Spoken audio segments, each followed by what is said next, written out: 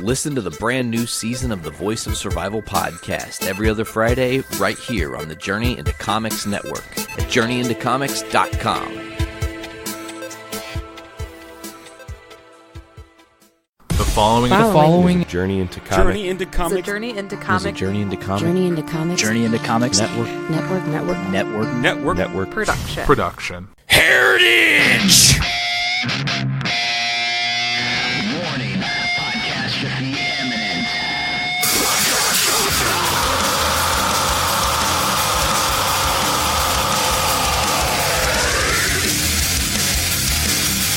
This is Podcastrophe with Dick and Tyler. And Matt coming at you with a fistful of heritage on a podcast where anything goes and there are no safe spaces. This is Podcastrophe. Hello, ladies and gentlemen. Welcome to Podcastrophe. It is not the Dong Father himself. It is, in fact, the Podfather Nate here, filling in for one Dick Tyner and his team this week, as Dick is, I think, on some sort of vacation. I'm not really entirely sure what he's doing, but he's not here. So I had to fill in, and I'm sitting here right now, and it's really crazy because I could have picked anybody in the world to have on this podcast today, but I didn't pick anyone. They picked me, and that's the craziest thing. It's a true podcastrophe in that regard, because welcome to the show. Back for the second week in a row, Brando. How's it going? What is up, my dude? How are you? It's great. We haven't done this in a while, since we were in Lafayette together at a wrestling thing. Yeah. We did a live thing from North End Pub for Survivor Series. You know, that was fun. That was a little bit of a different thing. You know, I will say that I was just a tad bit uncomfortable because I didn't know the actual guests on the second part of it, and I knew nothing about them. And so I sat there, and normally we would sort of shoot to each other or anything like that. But I just sat there kind of watching and listening. And I was truly enthralled by what they were saying. And, and you asked some killer questions. And then you're like, Brando, you got anything to add? And I'm just like, not really, dude. This is going pretty good. And then they picked on me a little bit. Like, why are you even here? I'm like, I don't know. No, I tell you, it's funny because you kind of took Dick's role anytime he's been on the LaFiCon stage. It's like, hey, Dick, do you have a question for this pointed guest? He's like, nah, I'm just going to sit back here and look cool today. So what's good in your world, Brando? I feel like we haven't really caught up in a spell. We haven't, man. It's been a little bit busy. Work's been busy. It's been difficult to do, to really schedule anything or do anything. We've done a few things, but today we took Wyatt to his first movie in the theater. Ooh, what was it? Okay, Toy Story 4? No, I'm not paying money to go take him to the theater for the first time. Our local theater, Goodrich, they do free kid movies if you're a member for the summer. And all during the week at 10 o'clock, they have a free kid movie if you're a member. And so we went and saw Lego Movie 2. And wow, yeah, dude, it was fun. It was fun. It was interesting. He was into it and also not into it at the same time. He wanted to leave. He wanted to go home. He wanted to mess around with his chair. He wanted to do this. He's not used to sitting completely and utterly still for the entire duration of anything. Man, he's almost 3 now, right? He's going to be 4 at the end of July. Coming up on 4, holy shiitake mushrooms. Yeah. So, I think, Ollie was 3 or 4 when we took him to his first movie. And it is intense. It's hard to get them to give a damn about what's happening. They just want to run around. It's a new space. Mm-hmm. It's a new environment. Yeah, he liked it until it started. And then he was like, I don't want to sit here. I want to get up. I'm like, no, we got to sit. And then we were able to bribe him with some M&Ms. He didn't want anything to Yeah. do with the popcorn. I gave him one piece, and he's like, "No, I don't want it." Okay, so I ate the popcorn, and then he wanted the popcorn. I said, "It's all gone, buddy. Daddy ate it." He goes, "But I wanted to try it." I went, "You should have said something about an hour ago when I kept trying to give you some." Yeah, for real. Oh man! But you know what? Oh, so He made it. He made it all the way through, and he said a couple of different times today that he enjoyed it. So maybe not quite ready for a full paid, big time thing, but maybe we can do a matinee or something. Because we were going to try it before with How to Trade Your Dragon. We were going to do it with Toy Story, but we're like, you know what? A free movie is like the best movie to try and ease them in on. yeah, man. I think I was going to ask you how many people were in the theater. Were there a lot of people at all with you guys, or was it pretty much just you guys? No, there was a decent little crowd. Yeah, I mean, it wasn't packed, but it was a good crowd. Sweet. I'm trying to think, like, we plan on taking Ollie to the new Spider-Man next week, and that's going to be interesting for sure. We took him to the last one when it came out. That was his first movie in theaters, was Spider-Man Homecoming. Awesome. So now to have him go and see Far From Home, he's a little bit older, a lot more, he's like locking into being a small human now, and that's different. He has his own personality, a lot of his own opinions, and a very, very ugly temper. I mean, yikes. Yeah, Wyatt threw a probably 20-minute tantrum today because Oh, no. because he was talking back, and we got tired of it. And every time that we would jump on him or like, "Hey, stop talking back," he would be like, "I'm trying to sleep." We're like, you're not going to get out of this, You're not going to get out of this just by saying that. So finally, when like I had enough, I said, I didn't even ask, like, "Do you want to go to your room?" Because usually that's the threat. No, I said, "Get up, we're going to your room." And he's like, "No, I'm trying to sleep." I'm like, "You sleep in your room. Let's go." And so I took him to his room. Typically, we send him in there. He has not yet transitioned to a toddler bed. We have one, and we're going to do so. But we're waiting until I have some time off. That way, we're both here, and Easy to do it when you guys are both there and not overwhelm someone. Right. Well, or like he keeps waking up or he's not comfortable, and so like do it when I don't have to go to work the next day. That way it doesn't. So you can be there to support him. Absolutely. And okay, so I went in and I set him in, and he went to like flop down, and I took his pillow away because this isn't like, "Oh, you can take a nap time." This is, you need to correct yourself time. And I took that away. He goes, "No, I wanted it." And then I went back out, and I heard him from the other room, and it sounded like he was taking his head and beating it against the side of his crib. And I'm like, holy crap. So I looked at the monitor, and thankfully he wasn't doing that. He was like taking his hands and flailing himself against. Oh, God. And he wasn't even crying. He was just screaming. And then He was so mad at you and didn't know how to elaborate his anger that he was flailing and just, "Ah! Ah! Ah!" So then she gets up, opens the door. She goes, "Are you ready to calm down?" He went, "No." And then she shut the door, and he started screaming all over again.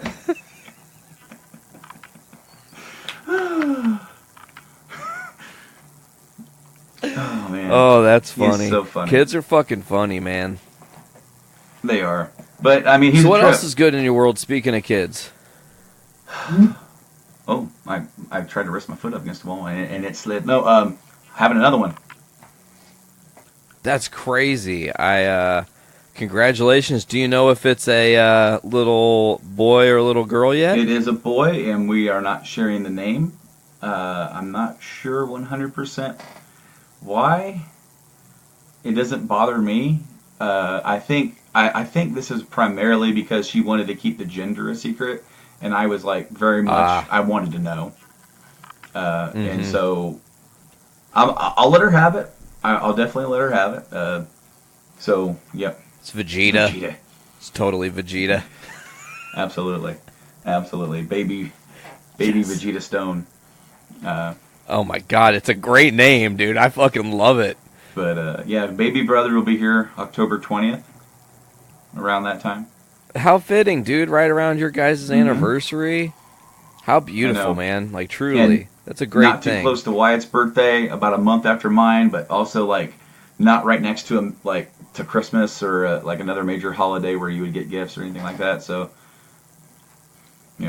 some specialty lets it breathe. Exactly. It's like I never wanted to have a kid like on Christmas or right next to it where you feel like, it's like, well, here's some presents now, and then here's some presents later, because like not every parent can afford like all out birthday and then the next week all out Christmas or even the same day. It's like, can you imagine that kid's like, man, I went to a birthday party and he got all this stuff, and it's like I gotta kind of like not get so much because I got Christmas or whatever. So very happy we didn't have that. Damn, that sucks. I tell you, well, you could be somebody born on February 29th. You only get a birthday once every 4 years, man. You don't really get to celebrate it at all. Like, you're kind of the forgotten son, right. I saw where this old woman, she was 100 years old, and she celebrated her 25th birthday because she was born on 29th of February.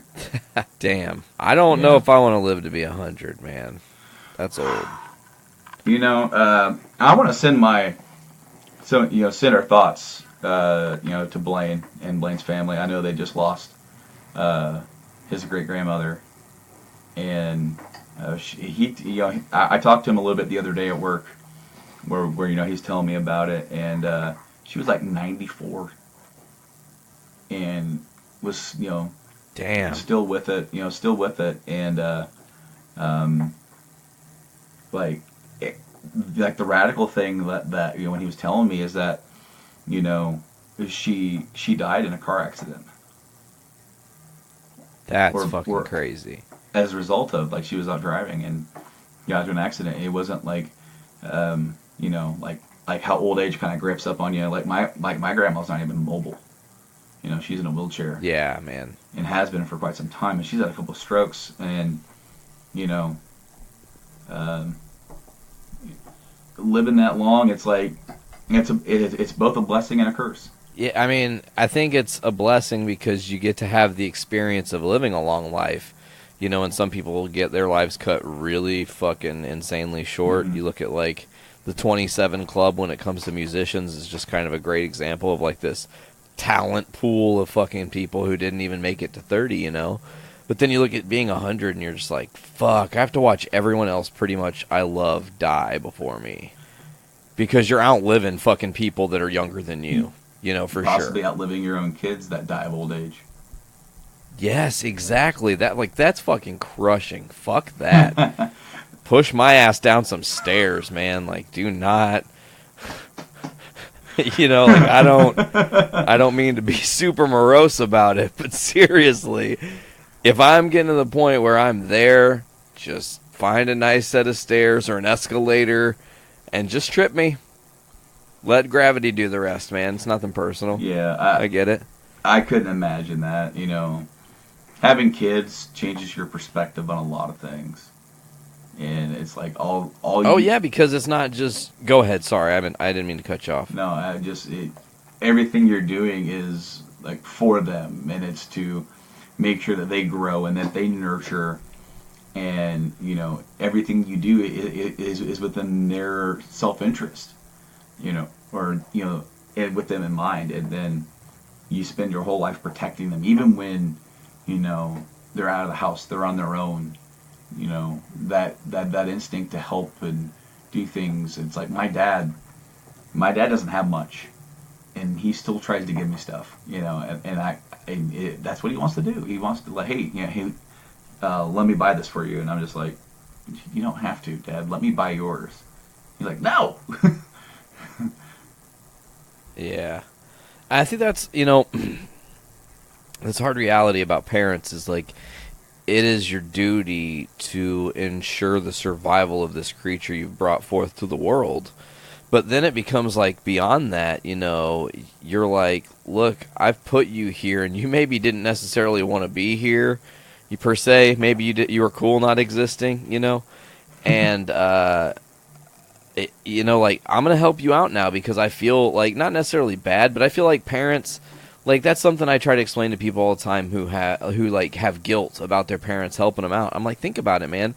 If your parents are willing to help you like that, it's one of two things. Either they didn't get help when they were younger and they needed it, and this is their way of being like, hey, fucking universe, this is what I needed that would have made me successful. Or B, they also got that fucking help from their parents, and you just don't know about it because, you're not diving into your parent. Hey, Dad, did you borrow $50,000 from Grandma last year? Like, no, you're not asking your dad that fucking question, So it just becomes like, and then another thing, you were talking about how it changes your mental.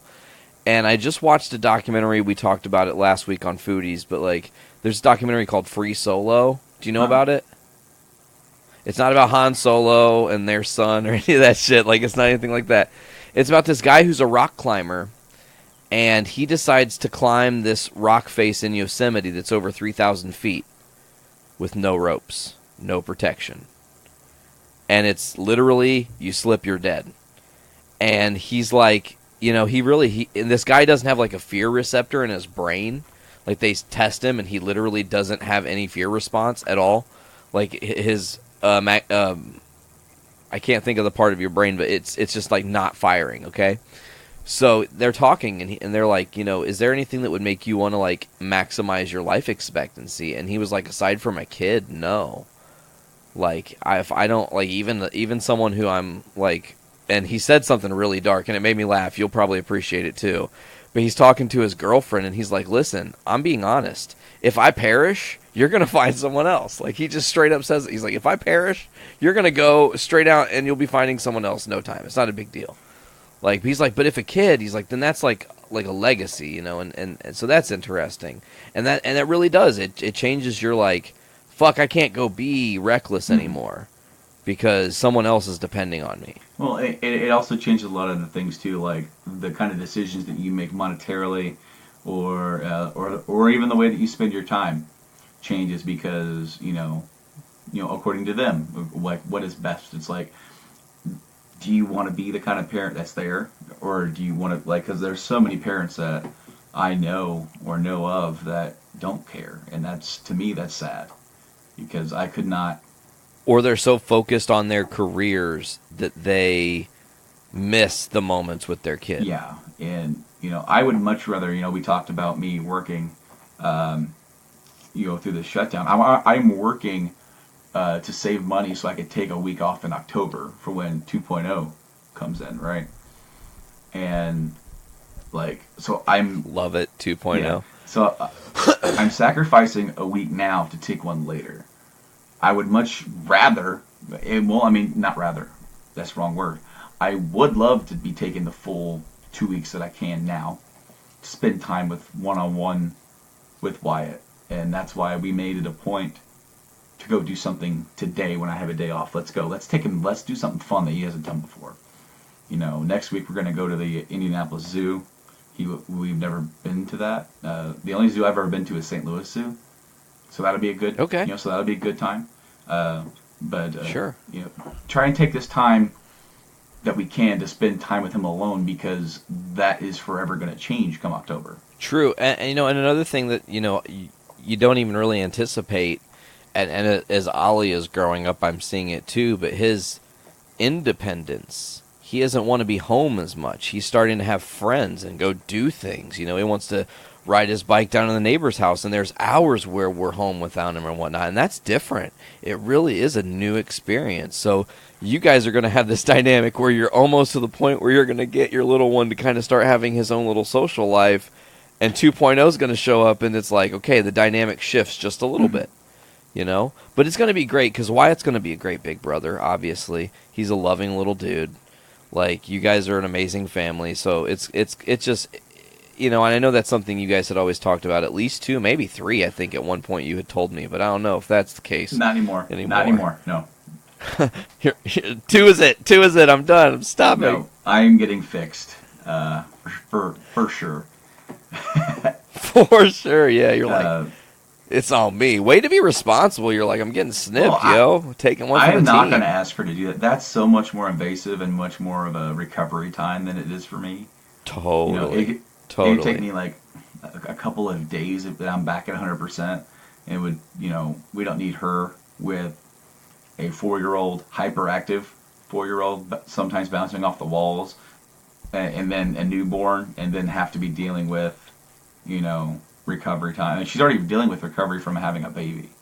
So. Yeah, man. It's never ending. Never, ever, ever, ever ending. So, Brandon, what's up? What else is up? We're in the catch-up mode here. Not much, really. I mean, I'm reorganizing the game room. I got rid of the futon, that hard as nails futon that you slept on a few times. Man, me and that futon were old-ass friends, bro. I know, and, unfortunately, I got rid of it. It just kind of sat back here. It was taking up space, and I had, when I moved, when I got the laptop last August or September, and the deal that we got on that was awesome.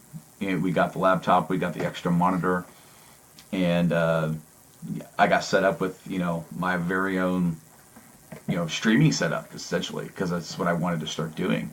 And I didn't have anywhere else to put it, so I took the old entertainment center out of the game room and put the old desk there, and then I had to squeeze my retro stuff up in the corner. So it's been since September or August since I've ever even touched any of that stuff, because it was just squished, and I was very squished. I was very claustrophobic. I got a green screen for the stream that had to be at times right up against my chair, and so I had no available room to squeeze around it. I just was sucking it in, trying to squeeze by, and then the door's right there. Get in there, and then the door's right there too. So it was just I got to get rid of this futon. And thankfully, a coworker bought a house and was looking for some furniture, and I said, "So you want some pretty cheap furniture?" He goes. And he's like, well, as long as it's not ruined or anything like that, as long as it's salvageable, good. I'm like, yeah, it's a futon. It's free. He goes, well, hell, I'll take free.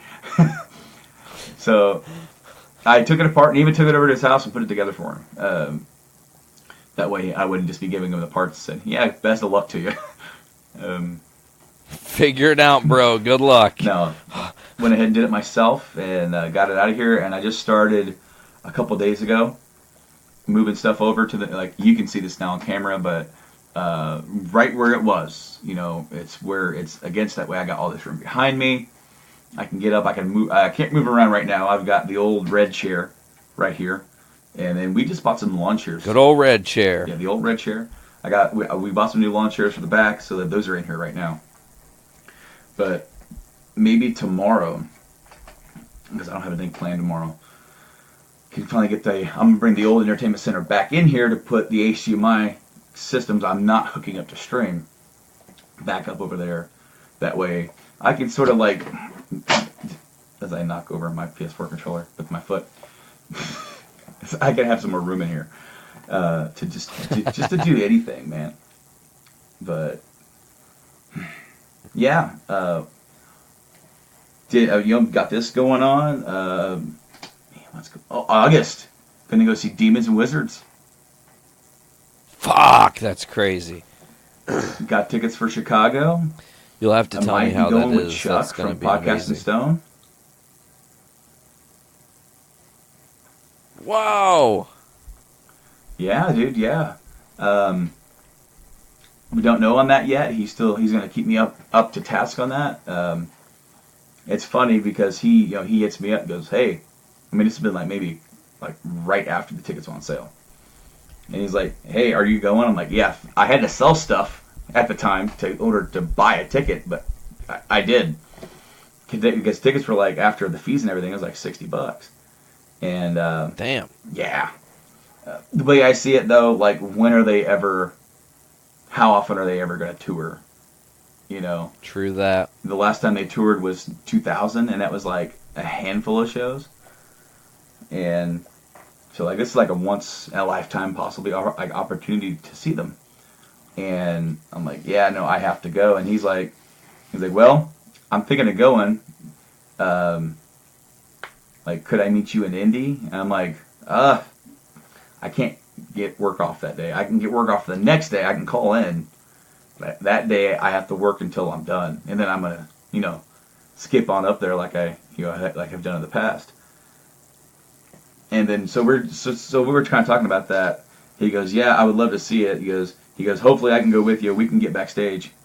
And I went, yeah, I bet you can. I bet you can. Shit, dude. Oh man. Yeah, I ordered the vinyls for the re-releases. I got the smoke ones from Century Media, and they just shipped out today. So, wow. Hopefully I have them by next week. It's funny, to talk about, you were talking a minute ago about your game room kind of being in disarray a little bit. The comic room also was in disarray. Really, our whole house was in fucking disarray, man. We've just kind of been getting an influx of stuff. There, like, we had some stuff gifted to us and whatnot, and it's just like, too many things, not enough space. So we have been, over the past couple weeks, doing this big overhaul, redid the whole comic room and everything. I'm actually on the love seat that is also a sleeper that's in the comic room now, and the Darth Vader chair is gone. She pieced out. Really? Didn't want to work anymore?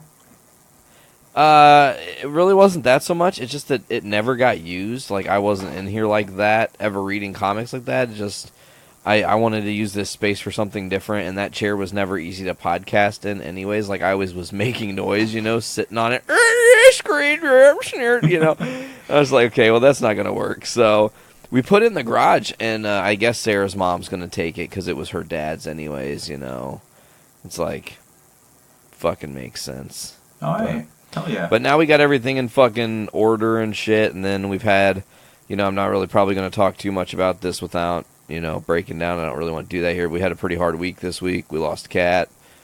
That was really not something I ever expected to live through or go through in the way I did, so that was rough. But getting on the other side of things, man, I'm just trying to feel better. The universe has been really kind to me as of late. Like, a lot of things there's a lot of resolution, I guess is the way to say it. I've had a lot of things resolve in a really positive way. Yeah. So I'm just trying to take everything with like at least things are looking up there, Yeah, man, yeah. And, it's never easy losing a pet. I mean, especially one you've had for like 14 years.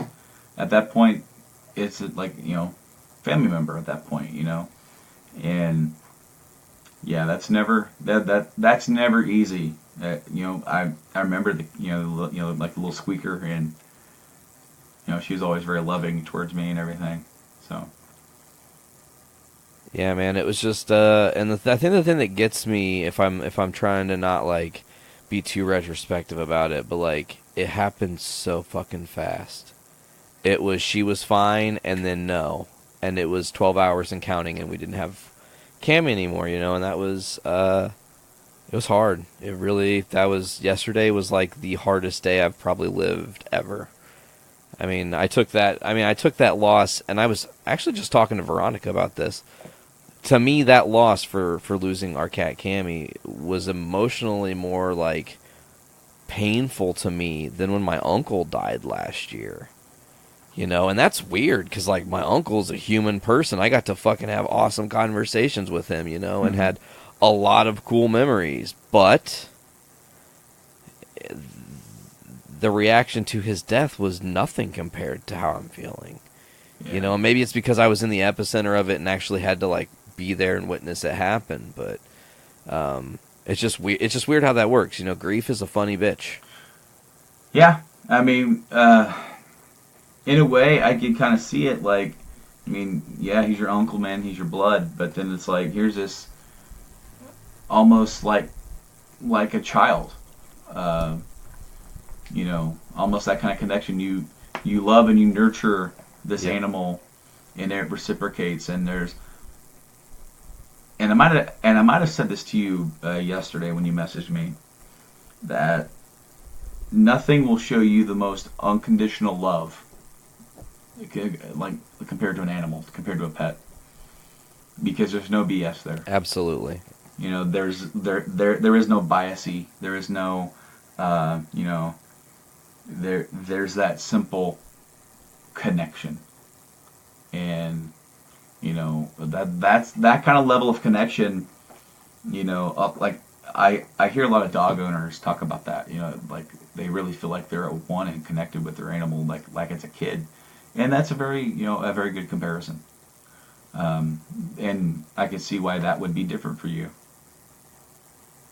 Yeah, man, it was tough. I'm like I said, I'm just trying to be grateful for all the good sides of things, man. She got to live a dope ass life. She loved a lot of people. She loved you. I mean, every person that came into this house got the Cammy treatment. She is a very special kind of cat. Mm-hmm. So, and we got to give her a lot of good years when she was an abused animal when Sarah found her. Right. So it's to look at that situation and be like, that cat might not have lasted another year if that didn't happen. And would have died at like 3 years old instead of living to be fucking 17 or 18 years old. Exactly. Oh yeah. So, just trying to keep positive. I don't want to sit here and be a bummer all episode, but that's like the most recent shocking information that's happened in my world. So. Yeah, dude. I mean,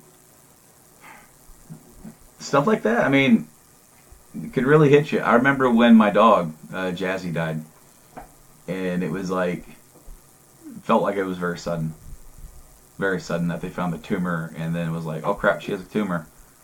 Oh, and then it was like, it's going to cost this, this much to operate. And if we don't, she's only got this much time. And it was like, or we could just, go ahead and put her down. And it was like, you don't really have that kind of same conversation about people, like, well, we found this cancer. Grandma here's got this cancer. Well, here's the thing, you got this cancer. We could treat it, but it's going to cost you $17 million. So we can either do that, or if you don't, you're going to die a slow, agonizing death, or we can just kill you right here today. And of course they're not going to say it like that, but in a weird way, that's how a lot of things are dealt with animals. And so yeah, it was ironic that right at the beginning of summer, I got I found the cat in Rob's car, and then got to keep the cat, even though my mom didn't want to keep the cat. And then later on, she was grateful, that we kept the cat because it was like just by the end of the summer, Jazzy was gone. Somebody needed to fill that void, man. Yeah. And now that cat's gone. I think it was last year. Yeah, last year that cat passed. Man. Yeah, man. It was just like I said. Everybody deals with animal deaths differently and stuff, and I think that some people have guilt because they look at it the wrong way. They're like, oh shit, I could have done this, I could have done that, I could have done this. And it's like, coulda, woulda, shoulda, man. You got to give this creature a life and affection and let it have a safe space, essentially. A good place to just live out its final days. Like, there's no greater gift you could give an animal. Absolutely. I agree. Oh, man. So, what else? I think we should probably just hit the elephant in the room. Do you want to just hit the elephant in the room, Brando? Do this old style? Yeah. Yeah, man, let's go. You've been away for a minute. You've been away for... Have I? Has it really been that long? Like a year and change. Man. We've not officially done a podcast like this. We did the awesome... You fucking saved my skin. I'm still so grateful for that you came and helped me with Survivor Series, because I got a little in over my head. Like, I thought I had it all mapped out, and then it was like a lot of ideas got thrown at me, and I was just like, I don't know what I'm doing. Oh shit. So yeah, man. there was a changing of the tide last year. Yeah. And you decided to step down from the Journey into Comics network. And, you know, I love you and I respected your choice then, and I don't think I was shitty to you about it. At least I hope I wasn't. No. No. But yeah, man, go ahead. It was an issue, okay? And I want to be careful because I don't want to disparage anybody that was involved with that. I really don't. Because you know, not everyone is here to tell their side. The only thing that I can tell you is how I felt. Because that's what happens when you're working or you're doing a project like this with people who are your friends, who are close, that are like damn near brothers, like we have been for years. You know, we've been in a band together, and then we weren't, and then we were back in the band together, and then we weren't, and then then you started the podcast. I came on board. We formed an awesome network, and then the more people you bring in, that are close knit, that are friends, and you might have things happen that can affect that, and that's kind of what happened. You know, basically, we had a show that decided to leave the network, and for whatever reason, I'm not taking sides on this at all. There was you're just giving your perspective. No worries. There was a lack of communication.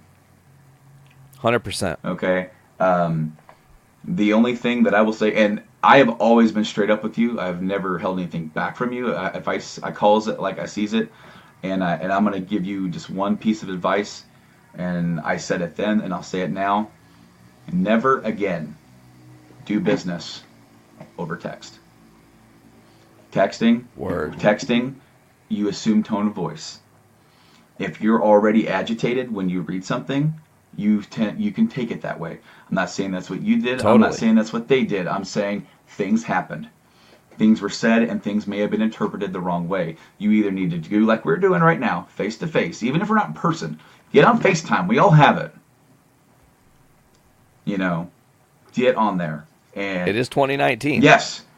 You know, that was a thing that, like, I remember telling you at some point, and this is probably like 2 years ago, you know, communication over text was kind of like lacking, I thought. And I'm like, we need to talk more. And we would spend a half hour to an hour before or after we recorded the show just talking about either our lives or even this. That way you and me were on the same page. And so when that show decided to leave, things happened.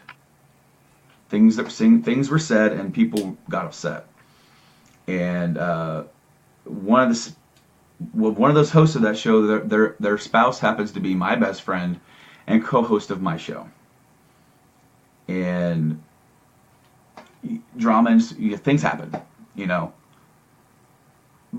So, like, I did get upset.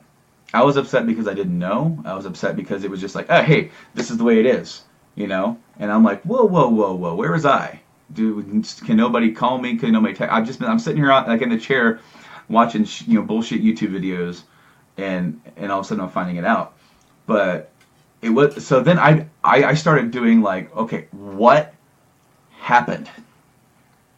You know, away from the text, because I guess at some point in the text I got very quiet and I just stopped responding. I wanted to find out what happened. The real shitty part of it is that there was two very important texts that I didn't get until the next day after work that were sent that night.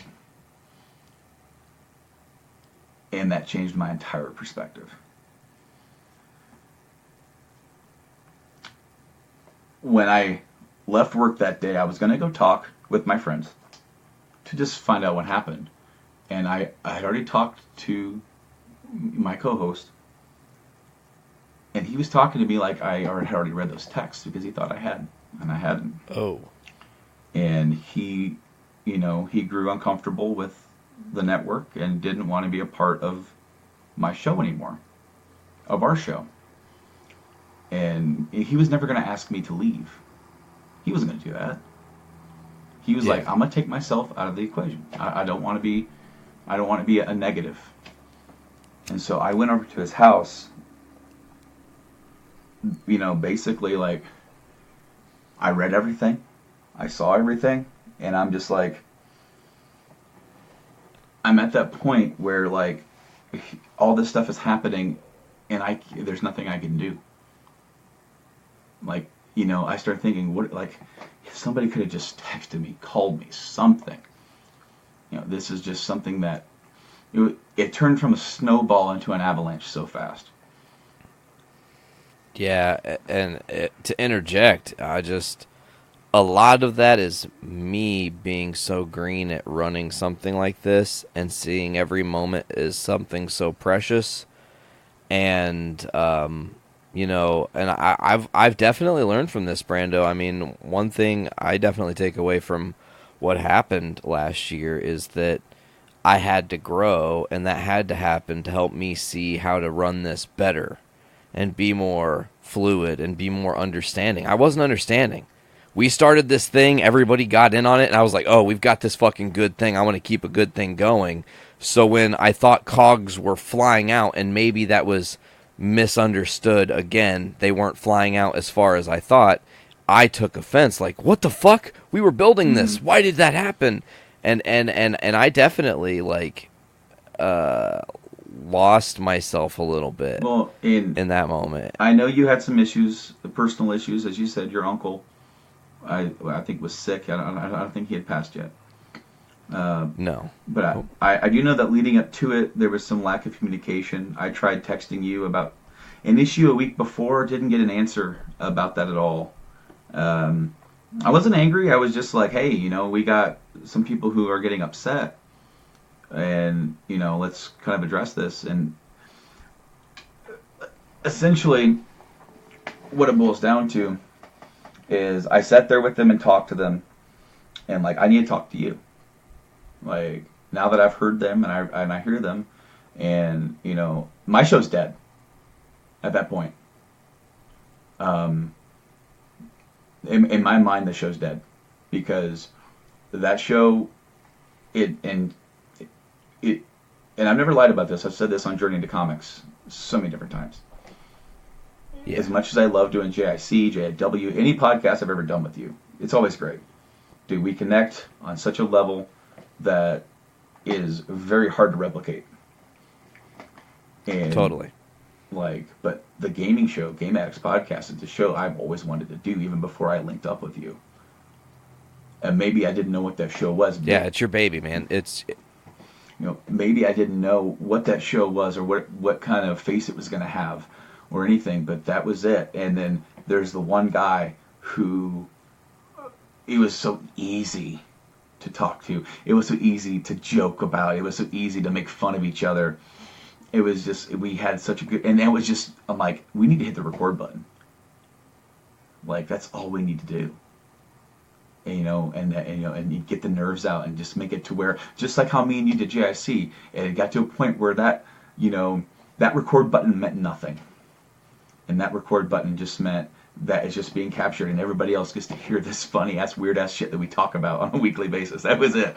And so when he decided to pull himself away, I didn't even begin to think about, like, well, what's next? I thought my show's dead. My heart had been pulled out, and he didn't intentionally do that. He was just looking after himself, and he was trying to not make everybody else uncomfortable.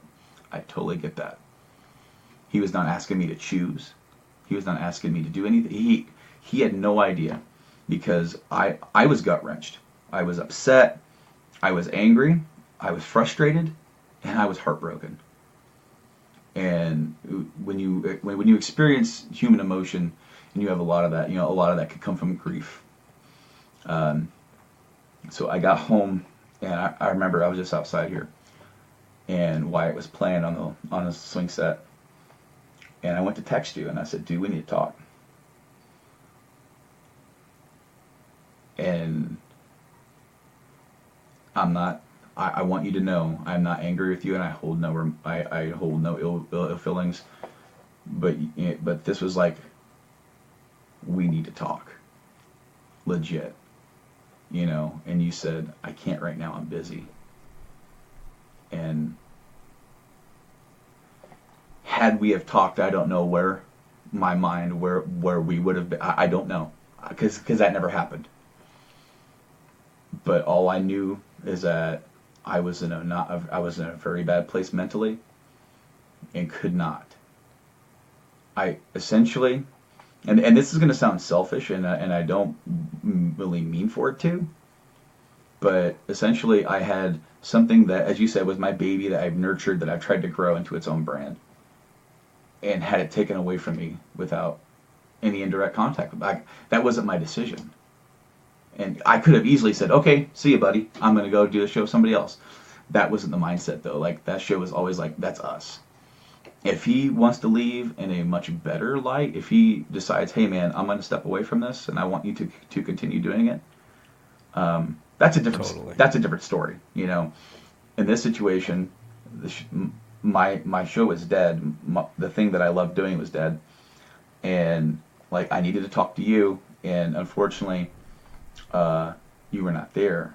And I mean, and I'm not faulting you, because we all have lives, dude. We all have families. We all have stuff going on. And so I'm like, that's when I made the decision right there in that backyard. I said that I've got to step away. I got to get away, because essentially, like, I couldn't even conceive. I couldn't even conceive in that point of how could I continue doing any of this with a mind of it being fun, with a mind of it, like, just like it was, like, right at the very beginning, when I'm feeling all these feelings. And then, you know, you said, okay, I totally get you, you know, you need to tell the others, and I did. I don't think I did a very good job of explaining myself over text, because I was having such a hard time even vocalizing everything that I was feeling, because it was a mixture of everything. I was gut-wrenched. And so I told my co-host that I left, and he was shocked. Floored. And he was like, so you're not going to be involved anymore? And I'm like, I can't, right? I can't, man. Like, this whole thing, just like, that's not, you know, how I want. I want us to grow, and I want us to build something, but I also want us to have fun, and I don't want this to get in the way of anything. And I'm like, and then also I don't want to be in a situation where, you know, something that I'm doing that is somewhat separate gets affected by that. And it's like, without my, you know, complete input on that, and it seemed like it was taken away. And then he goes, I didn't want to make anything weird. I didn't want to be involved. He goes, I was not going to make you do that. He goes, but if you're not going to be involved, I want you to know I still want to do the show with you. I didn't leave because I didn't want to do the show with you. I leave because I didn't want you to feel uncomfortable going forward. And I said, I appreciate that. And I said, but I don't know where I'm at right now. So let me think about it. Because now he's telling me that we can continue the show, and I'm like, well, let me get over. Emotionally roller coaster this back up. Well, and it's like, on one hand, that's a relief, but on the other, like, that you know, he didn't leave because of me, or because of my lack of involvement, or because I was sleeping, or whatever. But, like, that felt good, but at the same time, it was like I'd already, like, had started grieving the loss of everything. Everything crumbled, and so I thought about it for a little while. I discussed it with my wife and a few other people that were not in that even with Blaine and Tyler from this show, Podcastrophe. I discussed it with them, and I would say by the weekend, I had decided that I wanted to continue podcasting, and I wasn't going to let this one thing stop it. Because of you bringing me in, I fell in love with this medium. And this medium gives everybody a voice, no matter how experienced you are or not. If you have a cell phone, you have the capability to podcast, and your voice can be heard. And I fell in love with that. I fell in love. It's almost like the indie scene, or like, you know, here's like, because you have the big timers, the big leagues, but then you have all these other small ones and these ones you never hear of. And a lot of these podcasts are just so good, and it's like we all are part of that together. And I did want to stop. And I remember, I think I texted you. I can't remember when. I think it might have been Friday, and I wanted to talk to you again about what had happened. And I wanted you to hear it from me. You know, I didn't want, you know, Blaine or Tyler to tell you what I was feeling, because that's not fair. That's not fair to us. That's not fair to our relationship or to our friendship. And you know, you were pretty racked emotionally. You had a lot. You know, this whole stuff had done its toll on you, just as it did with me. And you really, you know, weren't quite ready yet. And I totally got that and respected that. You might find this to be kind of funny, but in those moments before I talked to him about, and he said that we could continue, I thought about how I was going to kill the show. I've never told this story publicly. I can't wait to hear this. Okay, so I don't know if you had ever listened to episode 79 of our podcast, but it was called Gaming Pickups Revisited 3. Yeah, you were doing. It was like one of the last ones you did before Game Addicts became a show. Well, no, well, like the videos that was from the YouTube that right. you were revisiting. Right. Well, okay, so like, because Yeah, I'm a fan. I'm a fucking fan of Game Addicts podcast. I listen every single Thursday. Don't you think I don't? So there was the episode, because the episode before that was Tyler and Blaine, and I'm like, in my mind, I'm like, I didn't want. I mean, I took like 2 weeks. I did not want to podcast for a while. And I sat back here, and I remember back here, I texted you. I said, "Hey, I'm back here working, and I want to talk." And you're like, "Hey, man, just had a busy weekend. I'm open to text though." And I'm like, "That's cool, dude, but text is not going to convey the emotions I have. You know, you may read them one. I may type them one way, but you may not read them that way." And I'm like, "Dude, we need to fucking talk. We need to hear each other. You need to be able to hear the tone of my voice and the way that I'm saying things." But before I was working on that, I wanted to do this thing where I didn't host the show, Solid Snake did, and I worked really hard. I made the episodes sound like a call by degrading the sound, the sound quality. I changed the bit rate of the sound quality down to make it sound like it was like an old call, like a codec call. I took the background music. I took the call sound. I took the pickup sound, and then the background level music from Metal Gear to make it sound like it's actually an actual codec call.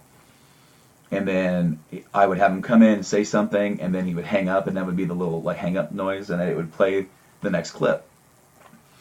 So my idea to kill the show was that he would get caught at the end. Like he's sitting there watching all these YouTube videos in a box. And he's like, "Yeah, that was pretty good. You know, this podcast, I mean, it's come a long way. Huh? What?" And all of a sudden you're, "Ring? Who's there? What? Damn!" And then you hear just like gunshots, and then ah! And then Snake! And then the last thing on the podcast you'd ever hear would be the Metal Gear Solid Game Over sound.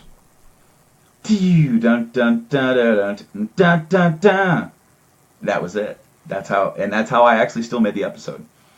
That was supposed to be the death of the podcast. And then, see, because the idea is that, okay, so let's rewind this just a little bit further back, because I want to talk about March. You remember March? Yeah, March was... You almost actually stepped away then. I overreacted to that, and that's my fault. I own that. Well, no, I mean, I don't think there's any fault, man. I think that, honestly, I put myself in your shoes when you told me. We had that whole drive into Chicago when we went to Bottom Lounge to see Iced Earth, you know, right after it happened. And it was like everything you told me. If it was me in those same positions and the people I cared about were saying that about me, it would make me question myself too, and I would fucking react how you reacted. So, and it was shocking. And I think, honestly, just to quickly slide this one last thing, and it's going to tie the last part we were just talking about in, I think that's why it was so easy for me to just understand where you were when you said you were stepping away in April. Because it was just like, I think maybe part of me less thought that necessarily everything I had done or how I reacted to that situation necessarily was the sole reason you were leaving. It was just like one of many reasons. Well, and that it accumulated. What I want to, I really did a lot of thinking when I took the week off. Because we actually talked about it just a little bit before everything went down. And what I was told, essentially, is that you're not happy anymore. That is the abridged version. And I'm thinking, what the fuck are you talking about? I'm not happy. I am happy. And she's like, you just don't seem yourself. And I'm like, get the fuck out of here. And it's like, how do you communicate to someone who you love? It's like, you don't seem happy. That's such a difficult thing, and there's no easy way to do it. And I don't fault my wife for telling me the way that she did, even though it could have been better. Yes, that's splitting hairs at this point. The idea is that I reacted in such a way that I was in denial. It was almost like an addict. It's like, you're telling me that I'm doing something way too much, and it's having an adverse effect on me. It's like, fuck you. Who are you to tell me what I'm having fun doing? Fine then. Fine, fuck this. I'll quit. I'll leave. No, I don't want you to do that. It's like, because I have that kind of mentality of I'm all in or I'm nothing. I'm not going to do something half-assed. I hate phoning it in, absolutely, even though there was quite a few Attack of the Yawns episode where I felt like maybe I did phone it in on the old GIC, but man, it just, when I took that week off, it really put it into perspective. It's like, I'm hosting 2 weekly shows, I have 1 bi-weekly show, I did 6 Avengers reviews. It was like I was constantly doing something. I was enjoying what I was doing, and that's the thing. You can actually love what you're doing and still be unhappy doing it, and not realize that you're not happy. Not until you actually take a good look in the mirror and think about everything. And it's not that I was unhappy podcasting. I fucking love podcasting. But I was putting everything I had into the podcasting. I was putting everything I was having into my marriage and into my, being a father and in my family life. Nothing was going to suffer, goddammit. If I was going to put more work on myself to have, for my hobby, nothing was going to suffer, and it didn't. But it stretched you too thin. But you know what did suffer? Me. Yep. Because you know what I didn't have time to do anymore? Any of the other things that I enjoyed doing. Veg out, play games, do nothing. I host a podcast about games, and I don't have time to play games. I was talking more about... You're spending more time. Yeah, I was spending more time talking about games than I was playing games. And it was like, it wasn't until I took a step away and thought about it, like, you know what? She's right, and I'm wrong in this situation. I do need to try and find a way. So, before I left, I was trying to find a way to level the playing field. And we talked about that with JIW and trying to do something with that. Because I was getting ready to go away anyway for the season.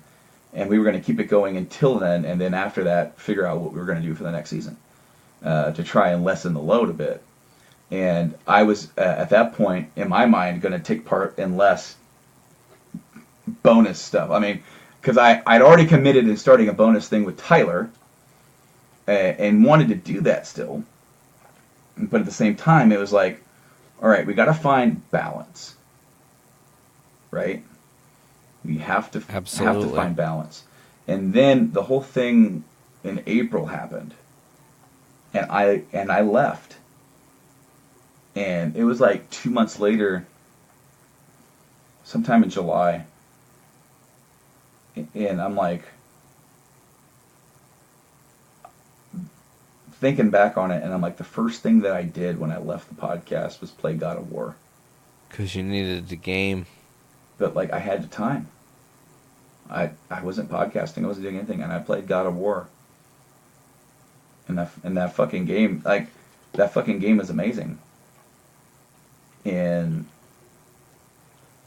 it was an experience, and I'm like, it was an even more wake up call that I was stretched too thin, and that I did overreact.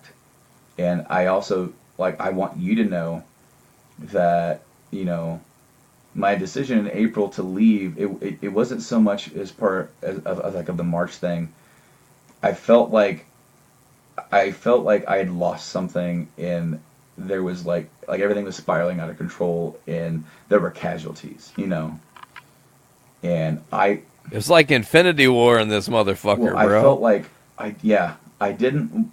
People got snapped away real fast. It just happened. I didn't want to stay and be bitter or angry about losing something that I really cared about, because my co-host is one of my deepest friends. We've gone through so much, not too dissimilar to a lot of stuff that you and I have gone through on a personal level. We have connected.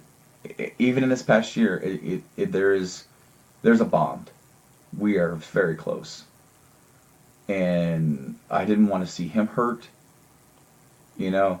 But you know, also is like this whole thing was just, it was a tidal wave, and I also didn't want that to come back. I didn't want, you know, you to feel like I was resentful, because I didn't want to be that guy that stuck around and was still mad about it 4 months later. You know what I mean?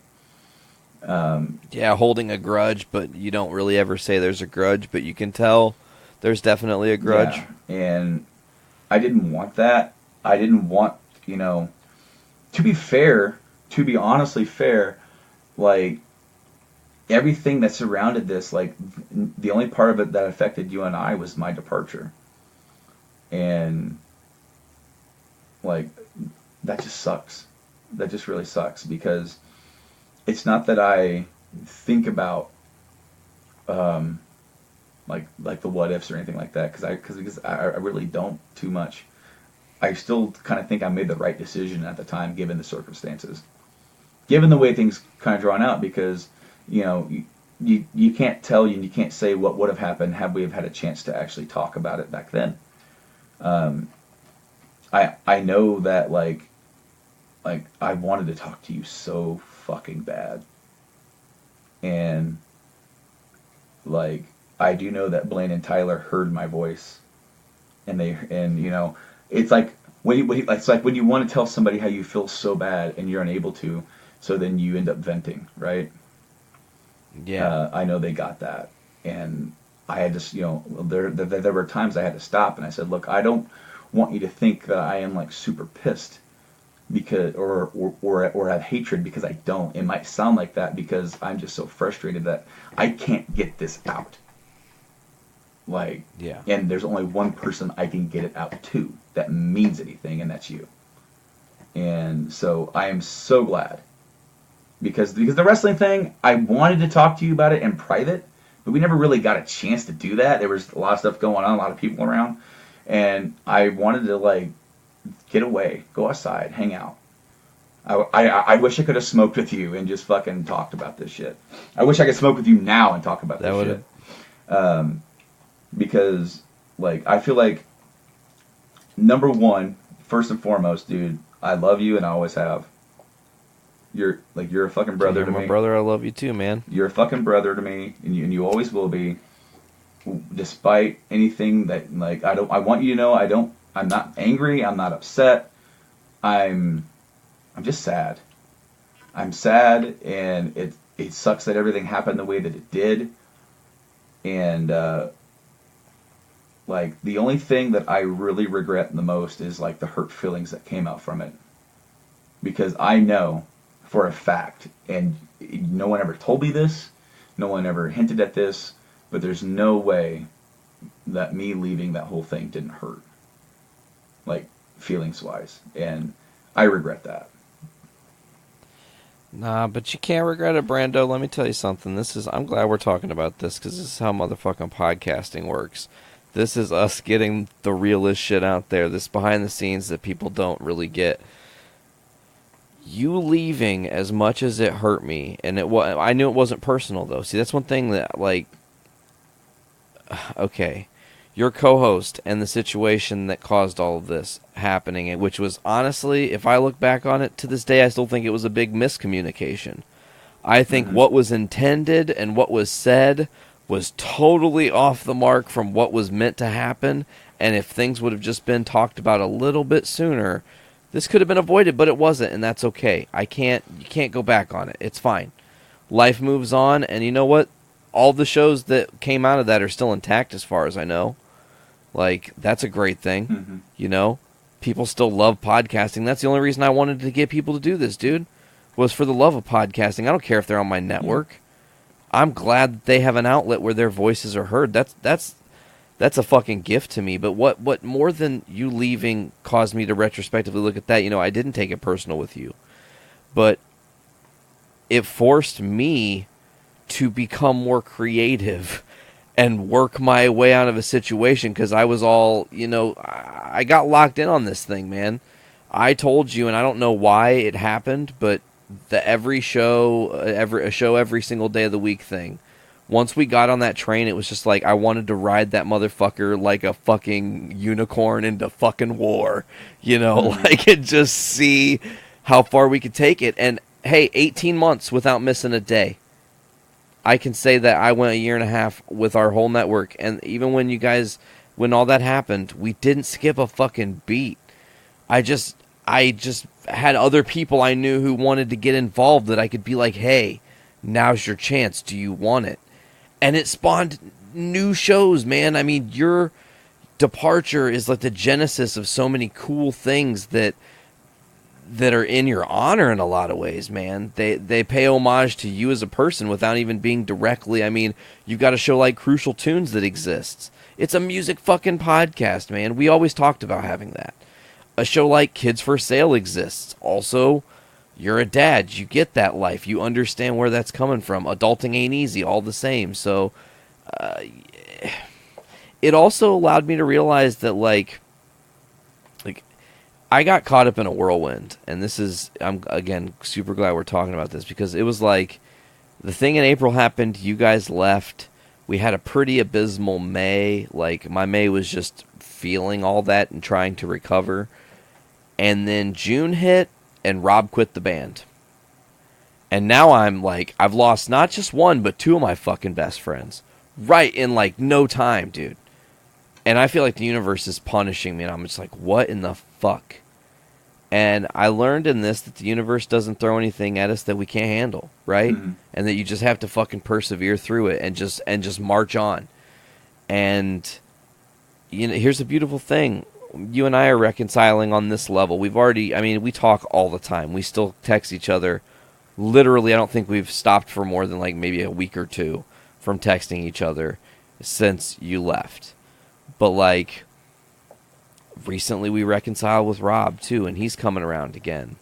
And a lot of these people that have been in and out of my life have come back and been like, hey, like, it's all good. And like, that's what I was telling you, man. There's a lot of resolution lately, and it's been like, I feel like everything happens for a reason. Like, I can always say that I'm always on time, and that the universe was meant to have us go through this rough patch. Just like we did with the band, man. It's just a show and a test of our fucking friendship. Yeah. Like, who has a fucking stronger friendship, man? Yeah. Oh. And is it on me 100% that we didn't have a sit-down conversation? But I was scared. Brando, let me tell you what. I thought you harbored a lot of resentment towards me because I thought I did kill your show. And I hurt a lot for thinking about the damage I did to your psyche because I felt like I took this thing away from you. Well, I mean, you know? Yeah. I thought it was. And, you know, when he told me that, you know, I don't want to be a part of the whole network thing. I don't want, you know, he's like, none of that can happen if it's just me and you. He goes, because I can talk to you right here, right face to face, and tell you how I feel, and you'll tell me how you feel. And that's the end of it. There's nobody else involved. He goes, we don't have to be at anybody else's mercy. And I'm like, you're right. And, you know, like our plan, because he took time off from the podcast before all this happened, and he has had he had a really bad physical thing. If you've been listening to the podcast, you know. They had to do a big operation on him. It was physical, it was mental, he's not grueling. He's not necessarily a spiritual guy, but I feel like his spirit was down. He was also going through a lot of professional work stress at the time. So he was getting hit on all fronts. And the last thing he wanted to do was to make special time to do a podcast. And I totally get that. And in fact, I made the decision then, if you remember, to go bi-weekly to help out with my own thing as well. I'm like, I'm going to lessen the impact on me. That means I'll have to do less episodes without him. And we were already planning on picking it back up for E3 last year, and hitting it hard. Like, we were going to be like, re-energized, let's go, let's kick this thing's ass. It'd be so cool to get back to it. And then this whole thing happened, and then I remember, like, you know, he started, like, getting, like, psyched up, you know, like, and then he goes, we can do it this week. And I'm like, whoa, hold up. Hold your horses. I'm like, look, like, I am still not ready yet. I'm like, I already have an idea for 79. Like I said, it was the best of thing. I'm like, let's do 80. 80 is a round number. So I told you that whole story. I messaged a friend that we made through this show, this show, Podcastrophe, but also through Turning to Comics, Colby Terry. And I'm like, hey dude, it's Brando, and looking for a new sound, a new energy for the Game Addicts podcast. I was wondering if I could use that and just, you know, plug you each time we use it. He goes, absolutely, go for it. And so we changed our intro, and I showed up to my co-host's house, and I didn't have the video stuff with me. He goes, we're not video recording? I'm like, I don't want to video record ever again until we're streaming. Because if we don't have that carrot in front of us, we won't attain it. Because right now we have a stopgap. Because we can have video. If we don't have it, we have something to strive for. He goes, okay. That was part of it. The other part of it is I was too fucking nervous to be on camera. Live streaming. No, just to be on camera. Oh, really? I was way too, I was hosting my first, because the other podcast I did during that time, I was playing a character. I was playing Solid Snake. I wrote a script and I read it. That wasn't hard to do. But now I'm hosting a show for the first time since everything happened. And I remember, you had done, an episode kind of talking about stuff that had gone down. And it's I really didn't want to focus on it, you know? I wanted to acknowledge it, but, you know, I didn't want to say anything because you and I hadn't talked.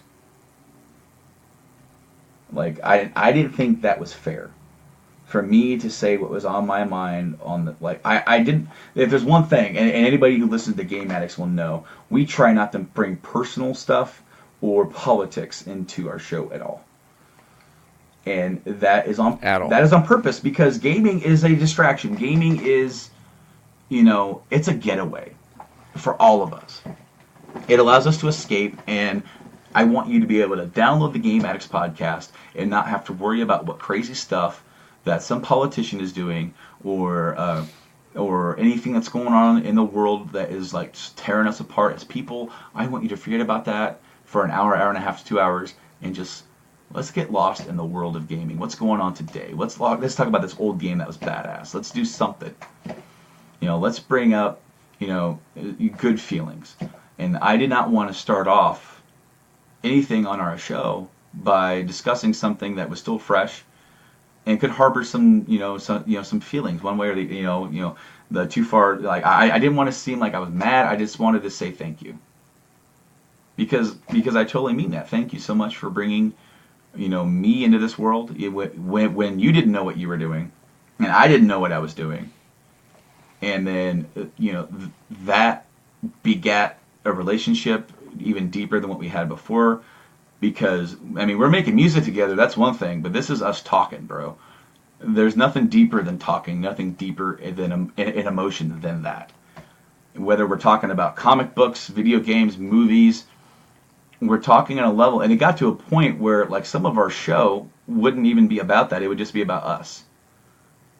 And yeah, it deepens that. So, like that first episode, when I said 79 was going to be the death of game addicts and is going to end on the Metal Gear thing, and it did. Episode 80 was called "Press Start to Continue," and it was almost like our extra life. It was. We have a new intro. Ooh, that's a callback. Yeah. But we have a new intro from Colby, and then the very first thing you hear is the gun echo from Metal Gear Solid hitting continue. That was by design. Beautiful. And came in with a new mindset, a new goal. Let's move on. Let's do what we do. And we're still going. We're still we're live streaming every single week. The goal did work. I had to work a little bit for it. I had to sacrifice. I had to work some extra shifts to get it. But I did it. We did it together. I don't want. He will discount himself and say I do so much more than he does. But there's stuff that he does. Behind the scenes, like without him, I never would have got this computer because I couldn't afford it. Maybe he could, and maybe that was the thing either. Maybe he couldn't afford it either, but he did it, and then I paid him back. And he was like, "Damn, that's beautiful." He was like, "Dude, we'll go halvesies," and I'm like, "No, you buy that thing, I'm buying it off you, like straight up. I'm not even gonna mess with that. Like, you have your thing, you have your computer. I want this to be mine. So that way." You have a way to do it at your place. I have a way to do it at my place. I talked about losing part of myself or losing that like stuff. Like I was so busy with my hobby, with podcasting and with work and with family that I didn't have me time. I didn't have chill time, Brando time. And I'm like, I want to do more for the podcast. And I'm like, dude, I should just live stream games when I can, because that's more content, but it's still like I still get to just play games. And so we started. What you love. Yeah, so we started doing that. I haven't done it as much this year at all that I would like. I'm hoping to change that, but then again, with 2.0 coming around the corner, that may also be a little limited. We will see. Say your 2019 has been a little bit of a whirlwind, dude. Yeah, dude, it has for sure.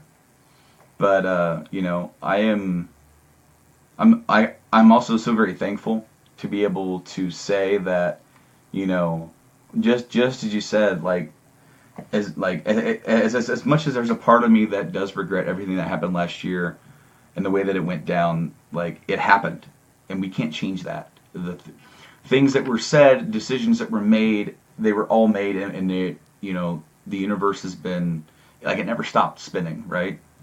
And the chips landed where they did, and thankfully it landed well for pretty much everybody. And so I'm very thankful for that. And I'm really, really excited and thankful that I get a chance to hit the reset button with you. And oh, brother. Let's hit that reset button. I love that. In the spirit of us, man. And I also think that it's also funny as hell that the dude that has been trying to get us to sit down and talk on a podcast for the longest time, isn't here to be there. Doesn't get the satisfaction. Dude. Can we talk about that? Yeah. Could you want to tell our listeners how that happened? So, I still work with Blaine every day. I still talk to him. I know a lot about what's going on within the JSC network, even without me being actively in it, because he tells me a lot. Because he just talks. Because he just tells me. And, I have my opinions. I have my things that I add in and add my 2 cents in. But not that I have a 2 cents to offer on that anymore. But it's like, this and that. I would, if he says it, I'm not just going to act like I didn't hear him. I'm gonna reply. But he said, of course, I've been on Podcastrophe quite a few times over the last year. And you've had Tyler on your guys' show a bunch. Yeah, and he's like your most featured guest. He's our favorite guy. I fucking love that guy. I got to see him the other day at work. He's doing contract work. I didn't get to talk to him nearly as much. I got to say like a few sentences to him out of the matter of course of 8 hours, and that's not ever enough, Tyler. Not even close. Both of us love Tyler, and there's just not enough time in the day and not enough opportunities for us to have him on. Anyway, so Blaine was telling me that he's going on vacay for the 4th of July. Happy 4th of July, by the way, everybody. Listen to this. Yeah, it's officially the July 4th episode. Yeah. Your firecrackers are probably going off in my end of it because people are actually launching fireworks right now as we're talking. They do down here as well, but it's been pretty quiet, thankfully, tonight. Or you know what's funny? Right before we got on the air, I could hear Phil Collins in the air tonight being played somewhere in the distance. I can feel it coming in the air tonight. Ooh. Hey, dude. That's an experience we can talk about. Yeah. But anyways, you got to finish our story about July 4th and why we're fucking... Yeah, why we're even here? The worst. Blaine's like... And we're back, Blaine said he's going to be taking time off, and he asked you to do an episode. So I'm like, oh, cool. And instantly my wheels started spinning. I'm like, I need to reach out to Nate. And I think it was almost a week before I did, because I kind of forgot about it. And then something, I don't know if he posted something or if you posted something. I'm like, I need to message Nate. So I messaged you my idea, and I wanted to play a little prank on Blaine. And the prank was, like, he invited us to be on 100 for Podcastrophe. Because he would, he really thinks a lot of both of us. And in terms of like, maybe as people, but, like, at least in terms of podcasting, that he wouldn't even be doing it if it wasn't for us, and he wanted to have both of us on, and I believe he said that you weren't sure around the time frame that it would be, like, because they have a pretty strict rigid schedule when they do their show on Tuesdays in the afternoon evenings, so you weren't sure. I told him that I would be there, and I'm like, so Nate's hosting by himself, either doing a solo cast. I remember one time he did one or maybe that was Fool's Week. He did one with Poor Boy, and that was for Fool's Week. This for year. Fool's Week. So I'm like, either he's gonna do it by himself or he's gonna find somebody. I'm like, I think it'd be hilarious if we did Podcastrophe. Not the first podcast that we've done together since what happened, but the first one where we're just riffing, where we're just talking. Because, like, when you're in the confines of the pro wrestling business talking about that stuff, there's always stuff to talk about. You can talk about that for hours and never talk about one single personal thing in your life. Well said. Yeah. So, no, that's not how this show works. That's not how Podcastrophe works. And it's like, no, we're going to be sitting here and we're going to be talking. I'm like, that's something that he's always wanted, and now he's not going to be able to have it. Except he gets it, and then he's gonna be like so surprised when he sees episode 96 hitting the reset button, and it's like Nate with very special guest, and then he's like, oh, well, I wonder who the special guest is. That son of a bitch. Yes, I'm so excited. Oh man, but yeah, no, that was the idea, and I pitched it, and you loved it, and here we are. I'm pretty sure I was driving to one of our last gigs, and I'm in the car, and my phone, bzz, bzz, and I'm like, oh, it's Brando, what's up? And I'm terrible, but I'm in the car so fucking much that I drive and text and do that shit, but I always make sure there's no vehicles around me. Like, I won't check my phone unless there's no cars in front of me or no cars behind me. Because I don't want to pull my phone out and fucking swerve into some fucking old granny, and then I'm not all about that life. I don't want to fucking have travesty. So I have a minute, I check my phone, you've messaged, you tell me the plan. I put my phone down. I will not forget this because it was just like too good. I put my phone down and I just let out this like, ha! This is great. And the girls are like, what? And I'm like, let me tell you. And so I tell them the plan that you've hatched, and they are like amazed. Okay, this is gold. So we put it together, man, and here we are. And it feels good. It feels nice to be back into the groove of things. You know what's funny? I also want to mention how we always joked that we always wished we would have recorded our conversation after we had our band fallout all those years ago. Yeah. Like, because it was like a really great, like 2 or 3 hour conversation over the course of a couple days. We had like long conversation like this, and how good it would have been to have that on like a podcast. But like, we kind of get that now, but different. Yeah, you know what's funny? I found amidst the, I'm not even sure where it's at now. It's in the closet somewhere. But the taste test where I fucking won? No, dude. I still have those, I think. I might have them on my hard drive. The Stan Lee Cup. Yes. But no, I found old band stuff. I found lyrics for Rise of the Phoenix. I found lyrics for songs that never became anything. Damn. I found on a disc somewhere, I found pictures of the original album concept artwork for Rise of the Phoenix that we came up with back when Rob was in the band. And yes, the hallway shot with the skull. And then also there was like the Grim Reaper. There was a Grim Reaper thing, and then there was some other kind of like lava burst that's blue or something. There was something going on there. But I found some of that. I found all of our old band photos. And I mean, and this was just last night that I was going through that stuff while I was going through the game room here.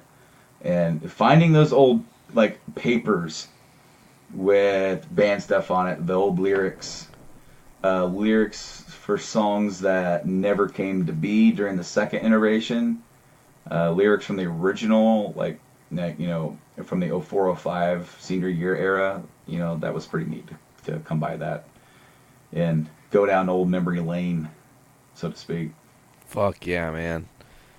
I was just in Hoopston a few weeks ago, or Father's Day was when I was in Hoopston, and I saw a folder in my room. It's a red folder. And it had, like, this drawing that Jacqueline's dad or some shit did of our band name. Do you remember that? Oh, or maybe it was, like, his brother or some shit. Somebody drew our logo all dope. Was this the one in ice? It was... Yes. Okay, the ice one. No, dude, that was Mason's cousin or something. Yes. We drove out in the middle of nowhere at one of Mason's relatives for a dinner. We were all invited. I don't know why we were invited. You know what's funny? A lot of the stuff that I remember from back then, I don't even remember why we were there. We just ended up getting the invite. I remember eating lunch at like Mason's grandma's and like having to watch our language, and we were just so used to just letting the F-bombs fly, not caring. And like one of us would say it, and we would be like, you know, it's like, can't. It's like hot lava. Don't say it. Oh man. But yeah, like, yeah, I remember the ice logo. That was badass. Of all the stuff that we had that we couldn't turn into anything, that was like, if that could have just been the logo, that would have been it. Like, I would have loved that. You know what? Since I found it, I should just scan that motherfucker. And now that I'm a Photoshop wizard, I can Photoshop wizard that shit and make it the logo. Hell yeah. Hell Fucking Draxus Reunion Tour 2020. I'm telling you, motherfuckers, it's happening. yeah. So did you see the redone artwork for the Demons and Wizards Touched by the Crimson King? Yes, the new vinyl artwork. Yes. Now I have the original picture disc that I found here in Lafayette for $25, which was a steal. Now that I guess the price has gone down a little bit now that the re-releases have been out to about a cheap $50, but still it used to be like well over 100. And then dropped down to about 100. Now it's to about 50. But I can't wait for those fucking records to get here. God damn it, I want them now. Even though I have them on Spotify, it's not the same, man. Not the same. You know what? I feel like I just saw an ad that you can get one of their vinyls from FYE for like $12 or $14. What? I know that FYE has like they have exclusive colors. But shit, that's don't tell me stuff like that, man. Maybe it wasn't $14. No, anyway, did you you heard about Dave Mustaine, right? Oh man, this is terrible news. Dave Mustaine has fucking throat cancer. Yeah.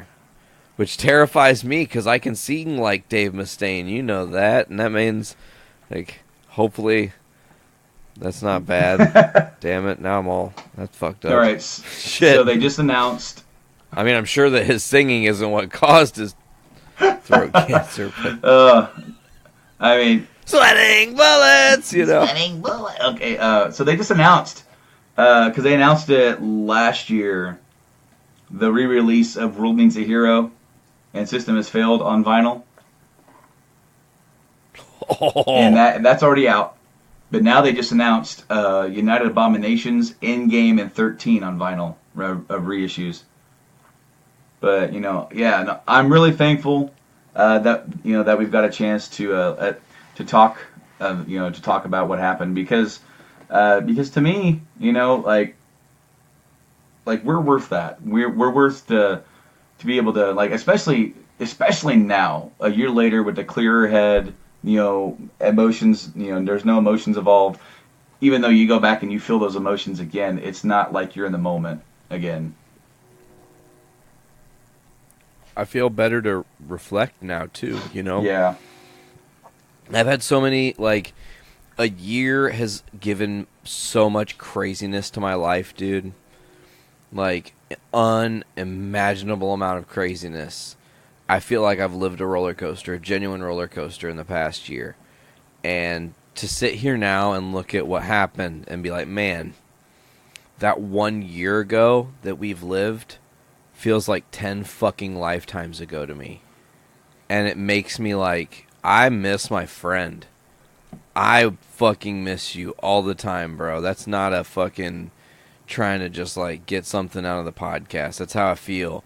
And I really blame myself and have a lot of guilt for not reaching out sooner. But as I said, shit has been so fucking crazy. And that's not to say, as you said, our relationship is so totally worth it. But this is the perfect time to do this. And I feel like that like this was meant to be. This is how we were supposed to do this. This was the day that we officially turned the system back on and hit restart, Hit that reset button. To keep taking that, to take the metaphor, back there. But yeah, man, it's good to be clear-headed and think about things, because you can just look at stuff and it's like, even with the folks that we haven't named, too, if you're intimate with the network at all, you know exactly who we're talking about. Like, obviously, but like, I fucking miss those people. They were great people. Mm-hmm. They're two of my favorite people that I don't talk to, and it bums me out.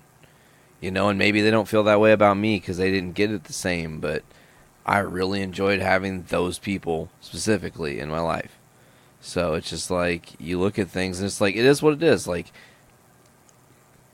it is what it is, Brando. I can't change how things happened.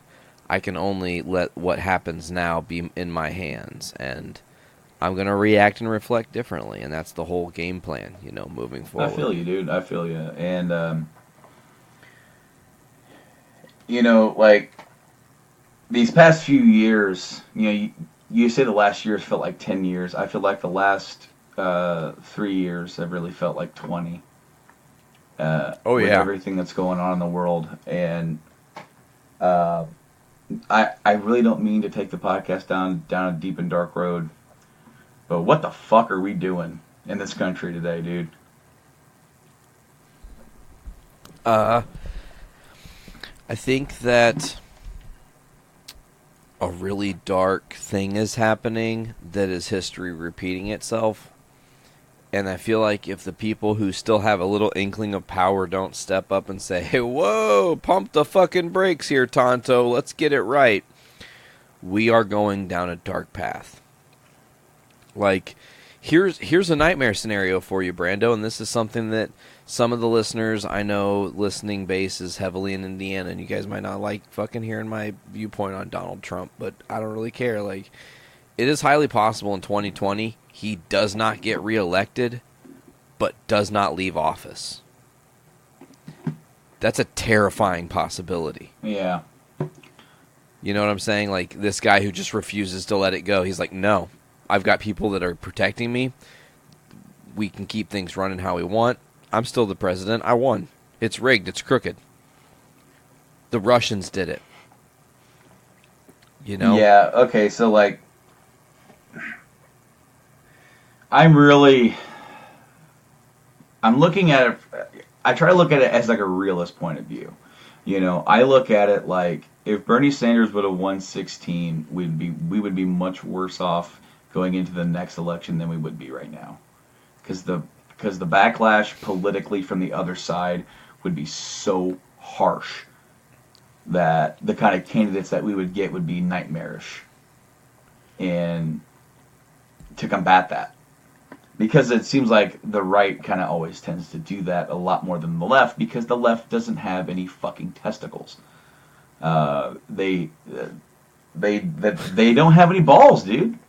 And like, they left them at home. Yeah. So, when I hear people say we would be much better off if Bernie would have won 16, I'm a realist, and I know that like they weren't losing Congress at that point. So nothing he would have wanted to have done would have ever happened. They would have blocked everything. It would have been 4 years of stagnant, which we've kind of had that anyways, with sprinkles of like atrocities, social atrocities here and there, from a fucking mongoose of an idiot that we have. But if Hillary would have won, it would have been nothing but investigations, lawsuits, and hearings. Which is pretty much what we ended up doing. I know, right? That's the ironic part.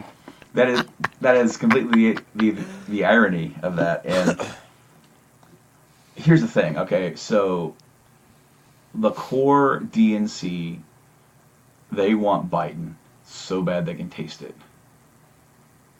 And I think Biden is a slightly more electable candidate than Hillary Clinton.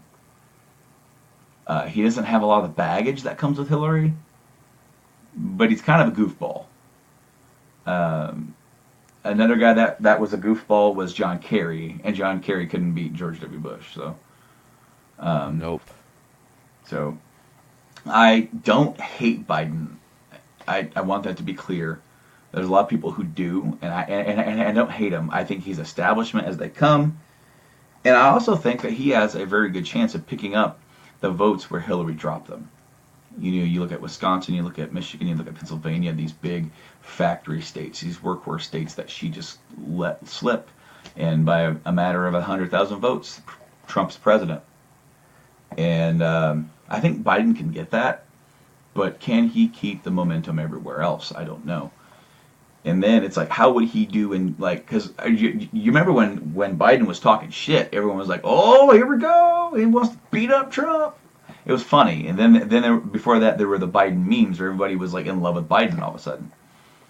And it's like, he hasn't been able to keep that momentum going because now he's got to have the typical like politician answer and the typical face of a politician. He's got to be very stoic about everything. He's got to be electable, and meanwhile, Trump's not going to play that game. Trump's going to talk shit. Trump is a pro wrestler that got elected. Do you realize that, Nate? Who do you think he was in the WWE, bro? Come on, WrestleMania 23. Let's keep it real. Bobby Lashley versus whoever the fuck it was. I don't remember. Umaga, maybe? Umaga, yeah. Anyway, okay, so when Trump holds a rally, when Trump holds a rally, he doesn't just speak facts. He speaks bullet points, and he doesn't hammer you with what's true or not. He gets your emotional response. He elicits the emotional response. So quite literally, he comes out there, plays his hits, gets a crowd reaction, and sit there and then does this. Does the old Hulk Hogan hand to the ear. And everyone's like, fuck yeah, man, this guy tells it like it is right here. And it's like, build that wall, man. Lock her up. Lock them all and up. the thing is that, like, even if you do agree with that kind of stuff, if it was just a guy up there going, yeah, dude, we should build a wall. You think so? Maybe we should. Yeah. If I get elected, we will do that. They're not going to get bombastic behind him, but you got a guy up there that is just going to talk shit. And just like any other person, they get behind that because he has character. He's a very shitty character, but he has character. Meanwhile... Hey, Brando, can you tell me who the last political leader that had a lot of character was? Political character had a lot of character. I mean... that riled up crowds. Just going to keep drawing you closer to the conclusion. That was very political and had all the radicalists on his side. So you're not talking about our politics. You're talking about worldwide politics. Worldwide politics. I know where you're going because the first thing I was going to, I'm like, Reagan?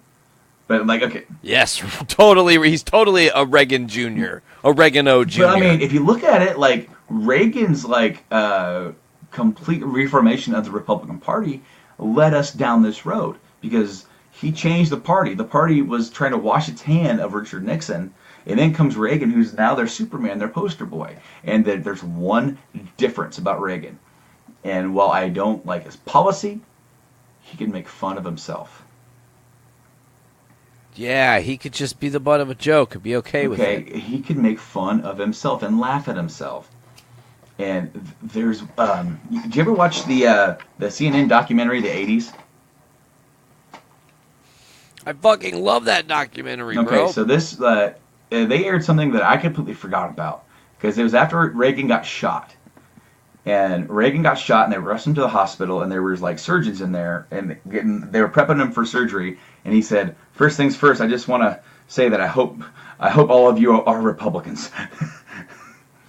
Had to get that joke and in. Then he was doing like a rally or doing some sort of speech, like a few months later, and there was a loud balloon pop. Boom! And without missing a beat, he goes, "You missed." And it's like, dude, like, I cannot like this guy for some of the things that he did or didn't do or whatever. But at the end of the day, like, I don't think Reagan was a monster. I think Trump is some sort of monster. Some kind of monster.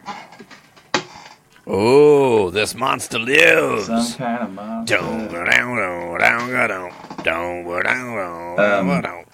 Now, I think Bernie could hold his own and like in a debate with them, because they always try to hit Bernie with this socialist thing. It's like, so you want to be like Soviet Russia, right? And he's like, now, let me tell you this.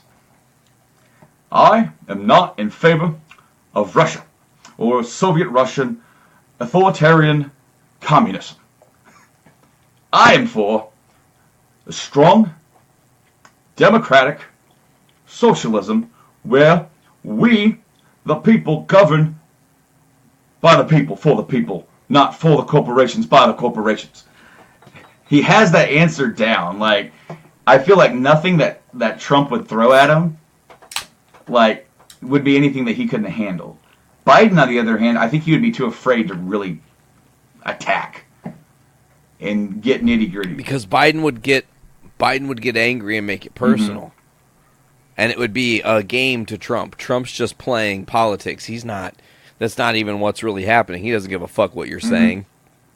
But Biden would be like, "What did you just say, motherfucker? Like, I will come across the stage and strangle you." And then the headline is, "Biden threatens President Trump," you know? And it's like, oh, fuck, here we go.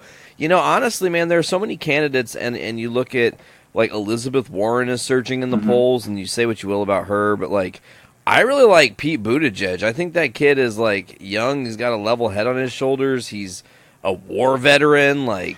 They're definitely trying a lot to discredit him and discourage people for even supporting him right now, which, you know, I find to be fascinating because it's like, you know, as much as Trump's war against the media is like eye-rolling, there is something to say about the media's biasy against people like Sanders, Warren, and Buttigieg, because... like, they are so inherently pro-establishment. Yes, because the non-establishment threatens their very existence. Media and how it is currently portrayed is safeguarded by the current status quo of our government. So if you throw those fucking rules out the door, you say, "Not today, motherfucker, we're starting fresh." The way media is utilized, I mean, right now you can have heavily pro-conservative media or heavily pro-liberal media out there and channels that push one agenda or the other because there are no restrictions to stop that. It's essentially like low-level fucking mind-washing fucking lobbying, you know? No, it's propaganda. Like, it's straight-up propaganda. Exactly.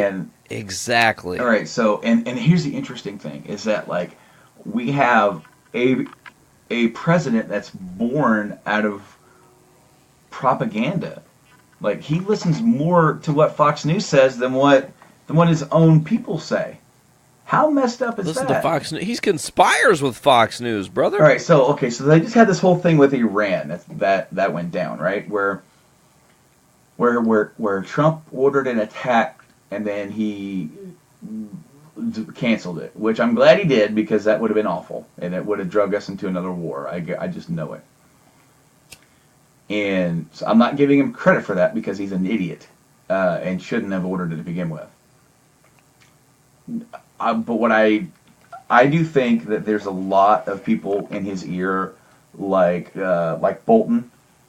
Bolton's a warmonger and has wanted war with Iran since way before this. And I think it's funny because then you have Bolton like telling Trump, "We need to do this, we need to attack them, we need to do this." And then there's Tucker Carlson on Fox News basically telling Trump, "No, you don't want to go to war with Iran. Listen to me." And then there's another, I can't remember what Fox News host it was. It was a woman, and forgive me, I don't remember who it was, but basically she framed it like the Democrats are the ones trying to trick you into a war because they know that if you declare war on Iran and go into war at something that you campaigned against, that you would lose 2020.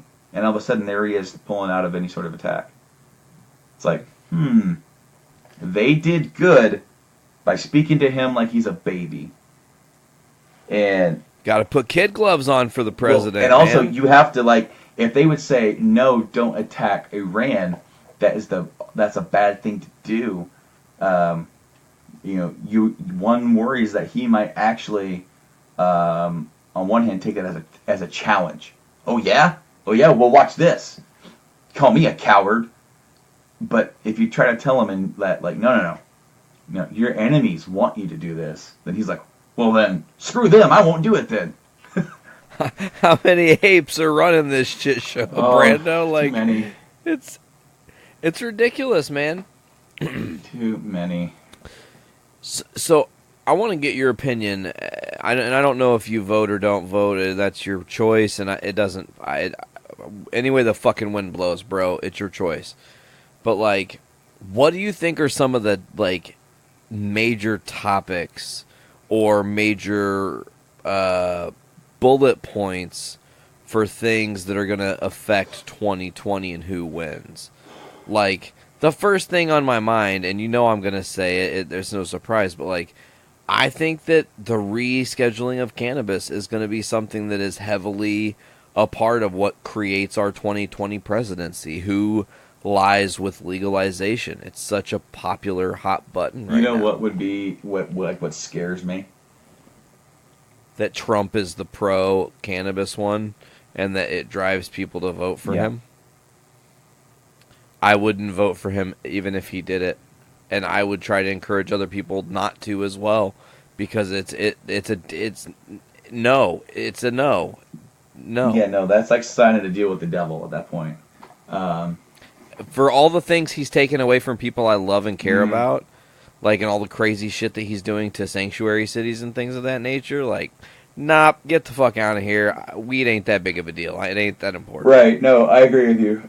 I think it's going to be, dealing with the immigration issue, because there's a lot of issues coming from their handling of it. And not only there, but, like, leftovers from the Obama administration that wasn't ideal either.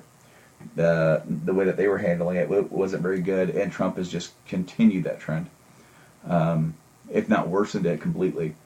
But no, we do need to handle it. I'm not saying that immigration isn't a problem. I'm just saying all the solutions that have been put forth are not a solution at all.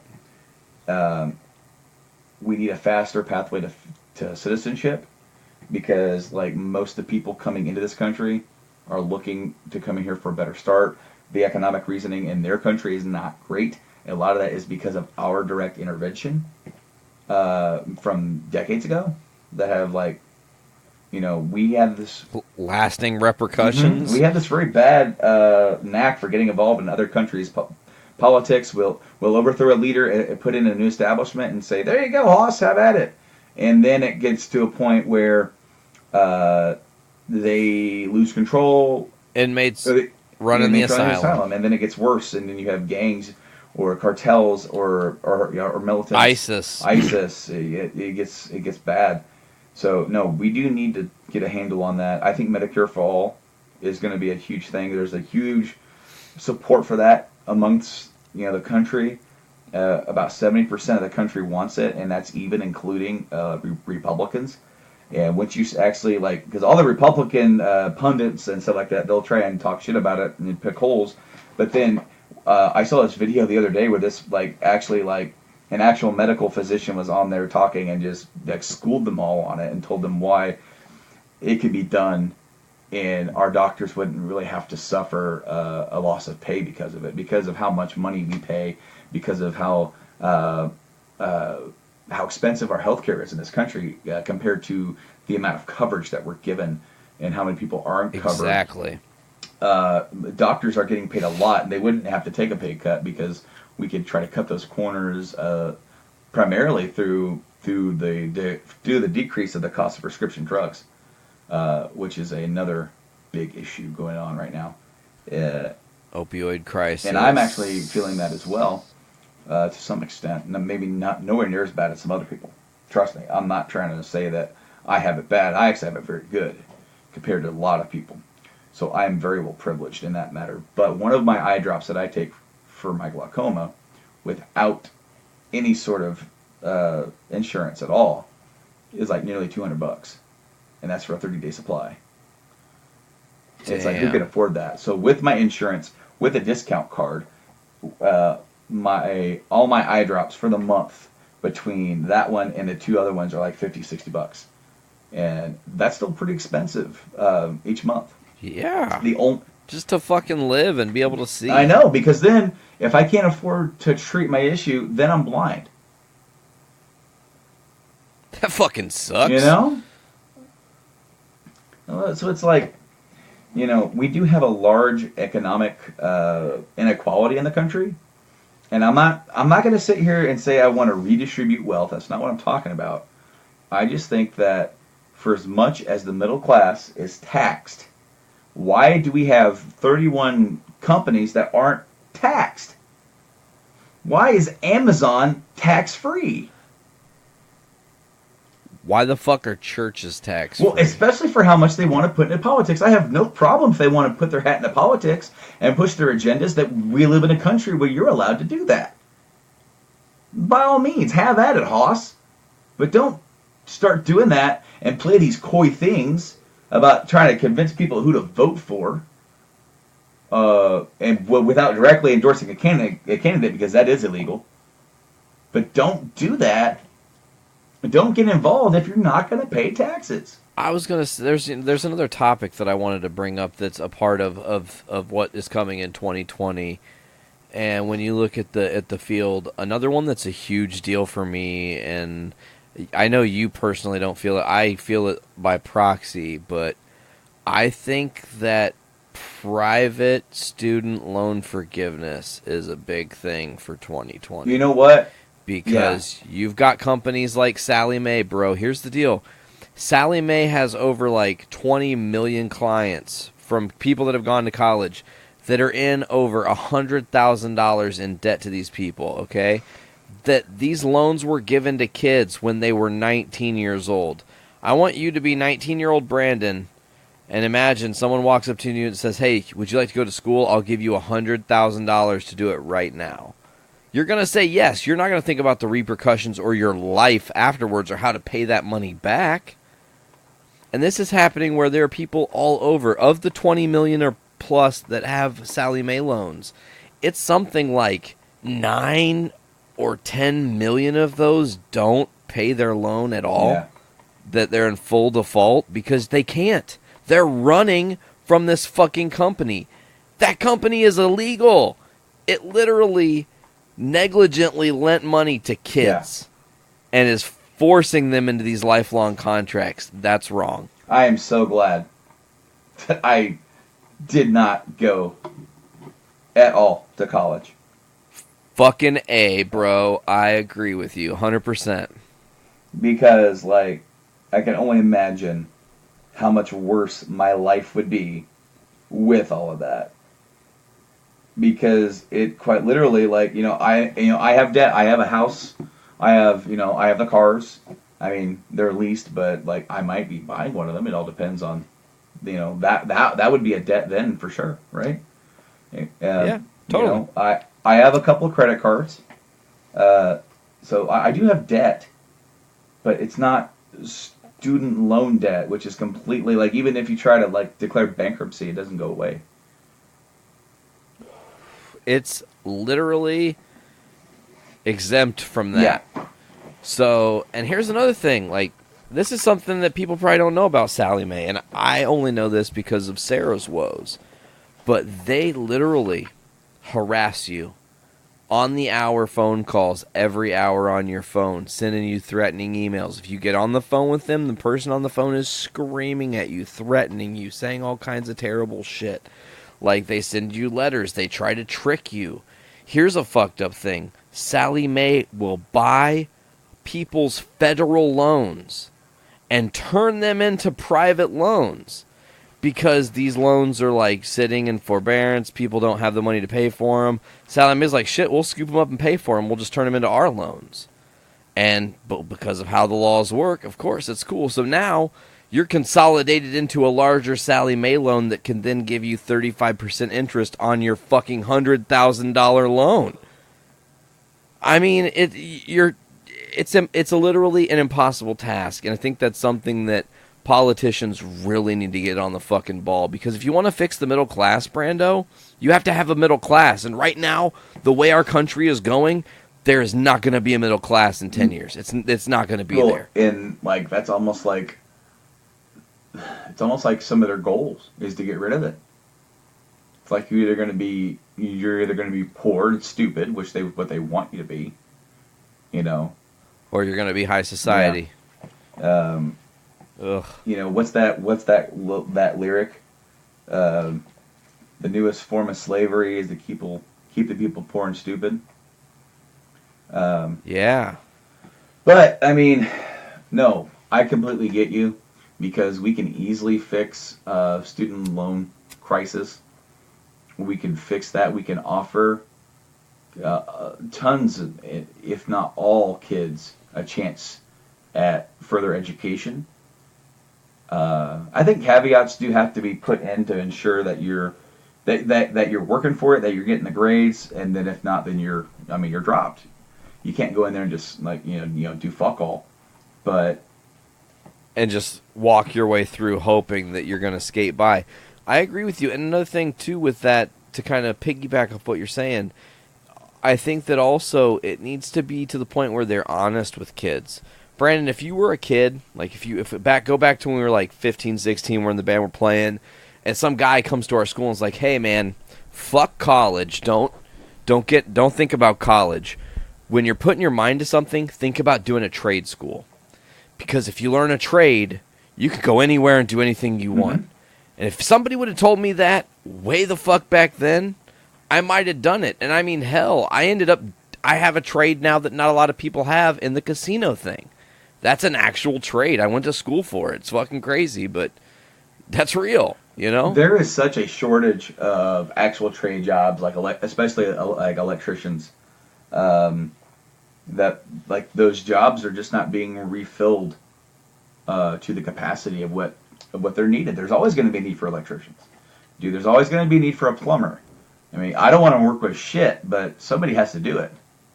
You know, there's always going to, everybody doesn't think about needing a plumber until you need a plumber. And then you're like, ah, shit. And guess what? There's a guy that does it. And there's a guy, he makes money doing that. He makes damn good money doing that, too. Oh, yeah.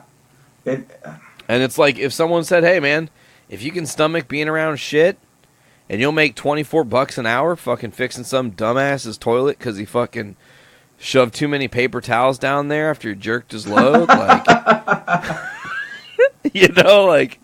fucking okay, man, it's cool. But no one told me that, Brando. They didn't tell me that was a thing, and now I don't have that. But I mean, it is what it is. C'est la vie, you know. I mean, and the thing is that you stop and think about it. You're still young. Anything that you want to put your mind to and go do, you can do it.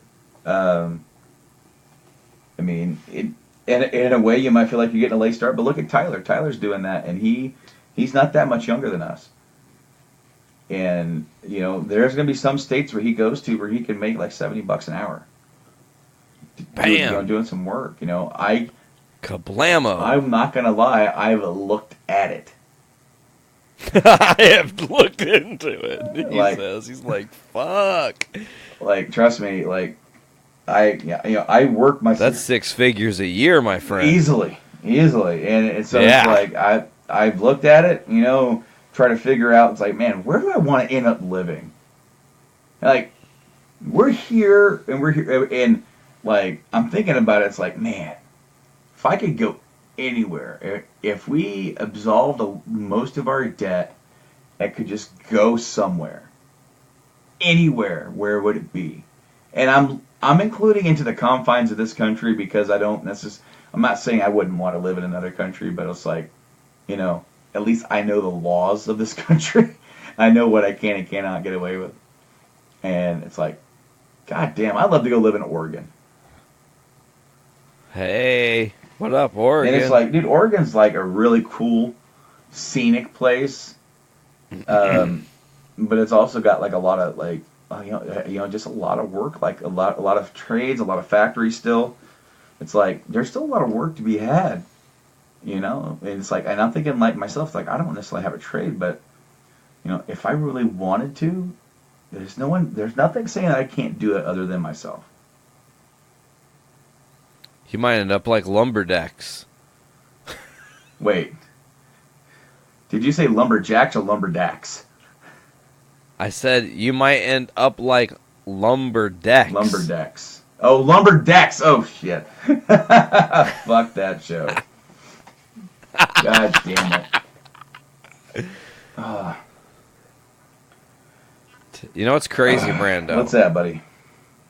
Is that this past Monday, time travel's fucking weird, bro. But this past Monday, 250, Journey into Comics has a new co-host, bro. Yeah? It's taking me all this time. I can't replace you. It's so hard. Well, I'm glad that you do. Change the show up, man. 250 episodes. Get some new flavor, man. Change it up a little bit. Do you know who my new co-host is? I feel like they've told you. Tyler? Yeah. He's too good, man. He's like fucking hot sauce. He just goes good on everything, you know? Tyler Hot Sauce McLaughlin. Yes! Ship that shit. Fuck yeah, spread it, you know? Like, oh, man. That's awesome. Oh, no, dude, that's awesome. Shit. I mean, he's great. I absolutely like my only regret is that we can't clone him. oh, man, have like 18 Yeah, of him. just He'd have him be perfect. everywhere. He can just all those. He's like Mr. That makes me think that he'd be like Mr. Meeseeks because Tyler already has like this I hate existence thing. But then like if you clone him a bunch like Mr. Meeseeks, he's just like, I'm trying to help Cherry with this golf game, but we can't get one stroke off. God. I'm Mr. Meeseeks.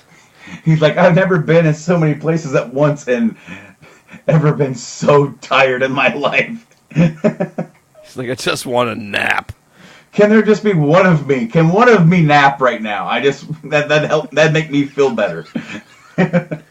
Oh shit. No, that's awesome. Oh, Brando, man. I was gonna tell you something I can't fucking remember because my brain's dumb. You know how that is. You remember? Yep, it's still there. Yeah, well, I'm glad to see that hasn't changed. So, like, all things considered, when it comes to 2020, hopefully we can hit the reset button. There's that phrase again, hitting the reset button. I hope we can do that in 2020. But there's going to be another reset button that we'll be hitting right at the same time as we're electing a new president. What's that, Brando? The next generation of gaming consoles. Oh yeah, it's fucking on. So PS5, Xbox Project Scarlet comes out in November of that month. So one of two things is going to happen. It's either going to be like a really glorious month, and it's going to be we're getting a new president, we're getting a new game console, or we're going to get the same president that we've had, and we can all buy a new console and just like go play games for the next 4 years and see what kind of shithole we live in then in 2024. That's pretty dark. I thought you were going to say that either we're going to be celebrating a new president and a new console, or same president and the last nice expensive thing we're going to be able to buy before the world comes to an end, inevitably, because it's done. It's toast. No, let's just like totally disconnect. Let's turn off the news channels. Let them do whatever they want to do. Let's turn off Twitter and just play some games for the next 4 years. I think there'll be enough games, hopefully, to go around. Although, did you hear that he wants to tariff video games? Come on, Get the fuck out of here. Okay, so like his tariffs with China do include video game systems. Come the fuck on. Which could actually affect the price of the new consoles. They could be a little bit more expensive because of that. But yeah, and I've heard that they're supposed to be in the 400 price range. I'm guessing 5. That's my objective guess, because I've heard 4, but I think that's a little cheap for what's going to be inside. They are not launching these consoles in a lackluster state like they did with the last generation, where you had the PS4 and Xbox One that weren't 4K capable, while 4K was a coming thing, and now is when you go to buy a new TV, they're all automatic. Yeah, they're all 4K. Dude, I went to Walmart today. They had a 4K 50-inch TV for $150. Yeah, dude. What the fuck? Yeah, so like the PS5 and Xbox Scarlet, I'll just call it that because it doesn't have a name yet, are going to be 8K capable. Even though 8K is not a affordable thing right now for any consumer. 8K, I think Samsung has one. 8K is mostly for higher resolution televisions. The way I've had it explained to me is that 4K looks great on about the 50 to 65 inch range. You go above that, and 4K just gets stretched out too much where it doesn't look as good. And that's where 8K... You get the black, like, pixelation. Mm-hmm. And then that's where the 8K is really going to come in handy, because the only ones that are available right now are like 80 inches, and it's like $15,000. It's too much. It's like it's a car, dude. But 4K at about 40 to 60 probably is your sweet spot for 4K to get a good 4K HDR television. And of course, those are all widely acceptable. So the new consoles have to do that as a base. So you have to be able to get 4K 60 frames per second, easy. But they want to future-proof it because they're thinking in 10 years 8K is going to be more accessible. With how fast 4K became cheaper and accessible, they don't want to be caught with their pants down again. So they're going to be able to they're making the new consoles. It's going to be a leap. Now, it's going to be a weird leap because of how more realistic the games look each and every iteration. So, like, it's not going to be as graphically as appealing as, like, a Super Nintendo to PlayStation or something like that. But it will, like, lighting, shadows, reflections. That's where you're going to notice a big difference in the next generation. It's going to look even more photorealistic. I watched your guys' coverage, man. I watched your coverage on when they did the E3 convention and talked about the Xbox Scarlet. That thing looks fucking amazing. Now, yeah. They reveal like the new Halo game and all the visuals were like, holy shit. That is as close, like, I know that there's going to come to a point, Brando, where we like play a video game and it looks like the person that it's supposed to look like, and it doesn't look like we're playing a video game. It's like we're in the Matrix and we're recreating real life, That day's coming. Some point we are going to have a video game quality that looks so real that when you sit down to play it and you're like, oh, I'm going to play this game where I'm Nazi Trump or zombie Trump or whatever, Nazi zombie Trump or some shit, But it looks exactly like the fucking dude, and you're like playing a photorealistic game. We're on the edge of that right now. Like how good it looked to watch that presentation while you guys were covering it.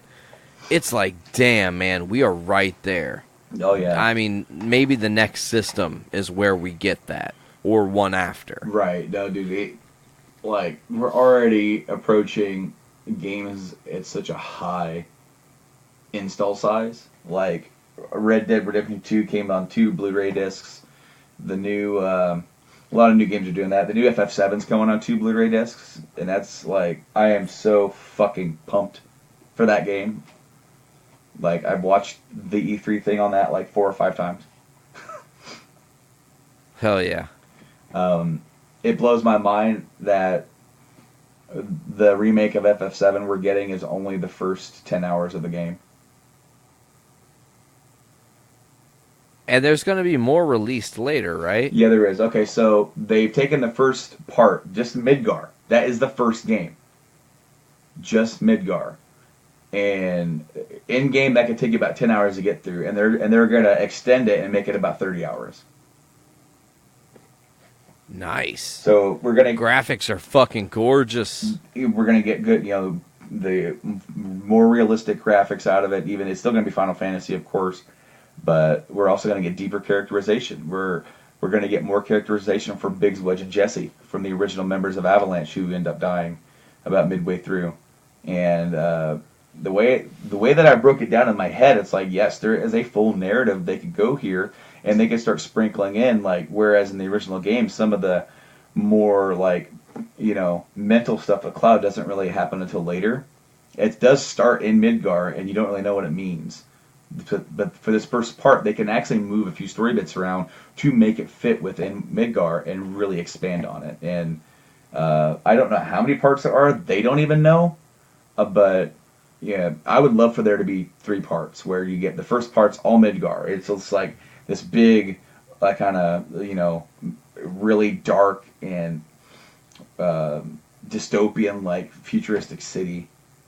And then the second part is, so Midgar ends with you standing, the whole part of the game has been dark and bleak so far. But it ends with you standing on like the end of this highway, and like the sun's rising. So it's like the sun rising on a new day and like hope, right? Our journey officially begins. It's kind of thing. Let's carry on. Let's figure this out. Let's go save the planet. Well, then part 2 could literally end with Eris's death.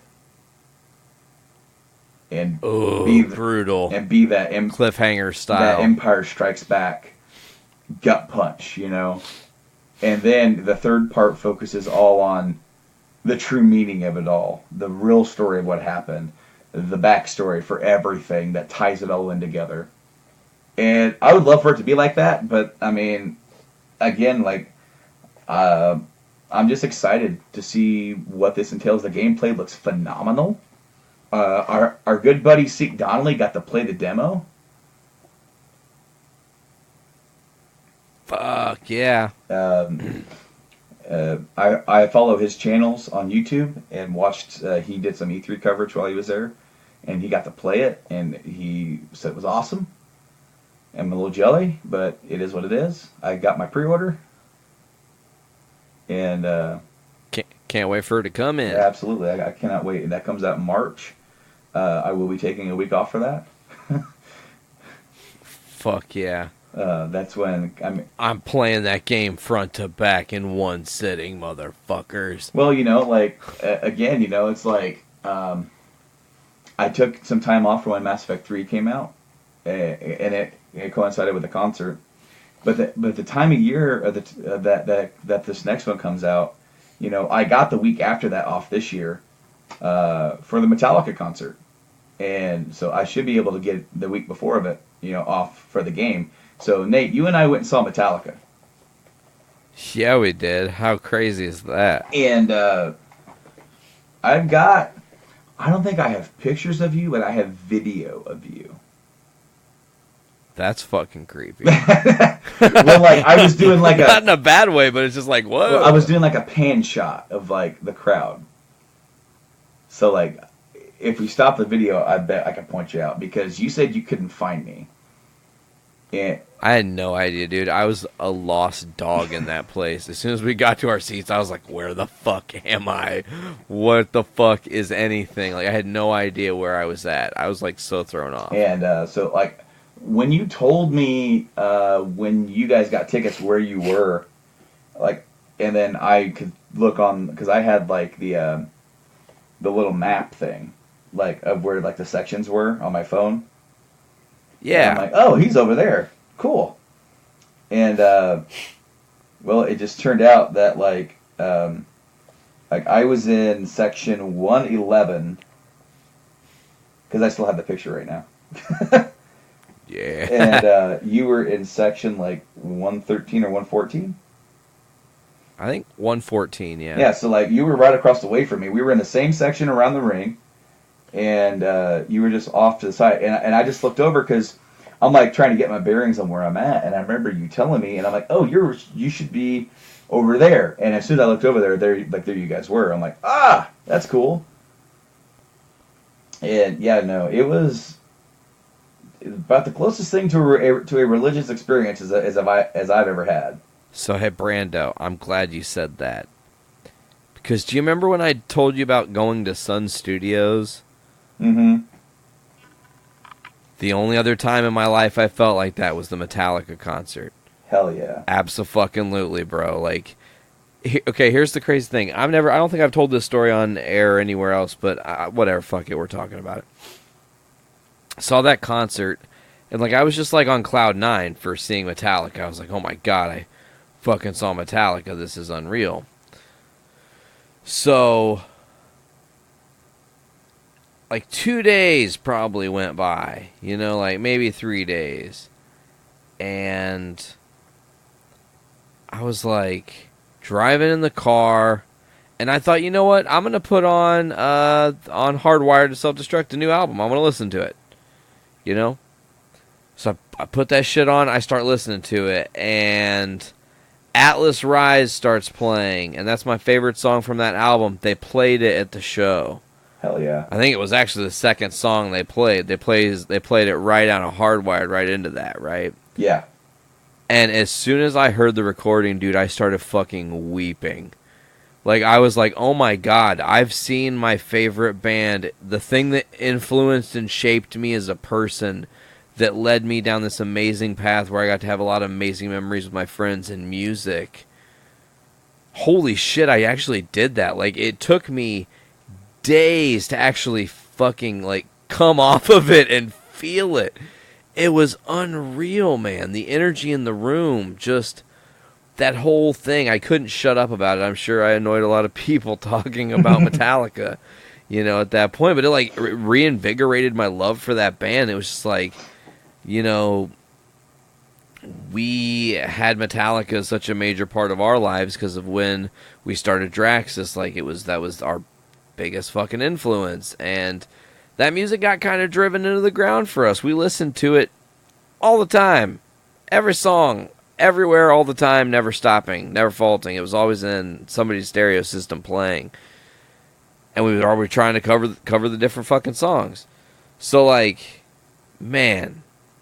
And then, like, then I'm, like, really thinking about it, and I'm like, dude, and Brando got to be there for that? That's fucking insane.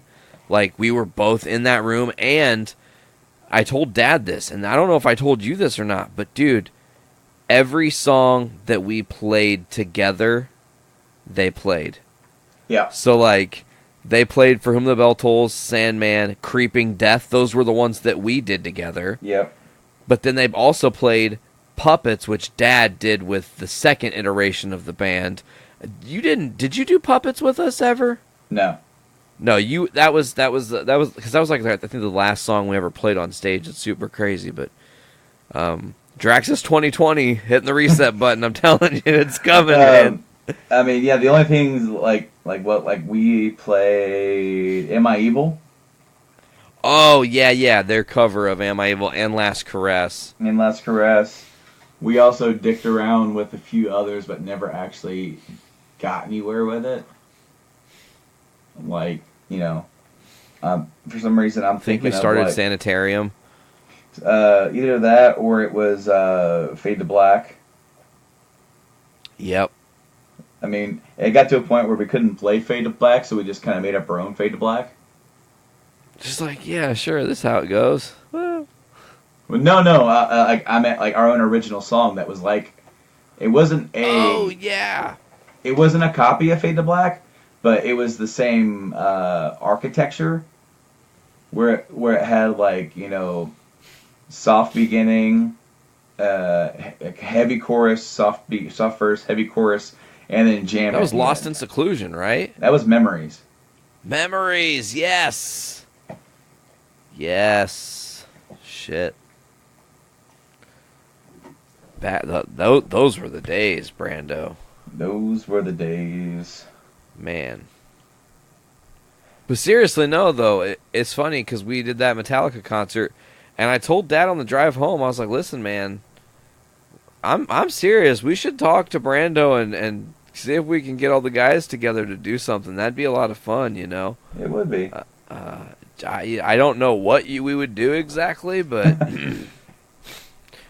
my smart ass would book some sort of fucking show in Chicago and then have Draxus open for Walk Among Us. And, you know, here, guys, let's actually play to a crowd. Let's have some fun. Bow! Oh, man. Yeah, I was thinking about some of the old days. Man, I was telling somebody at work the story of the broken drumstick.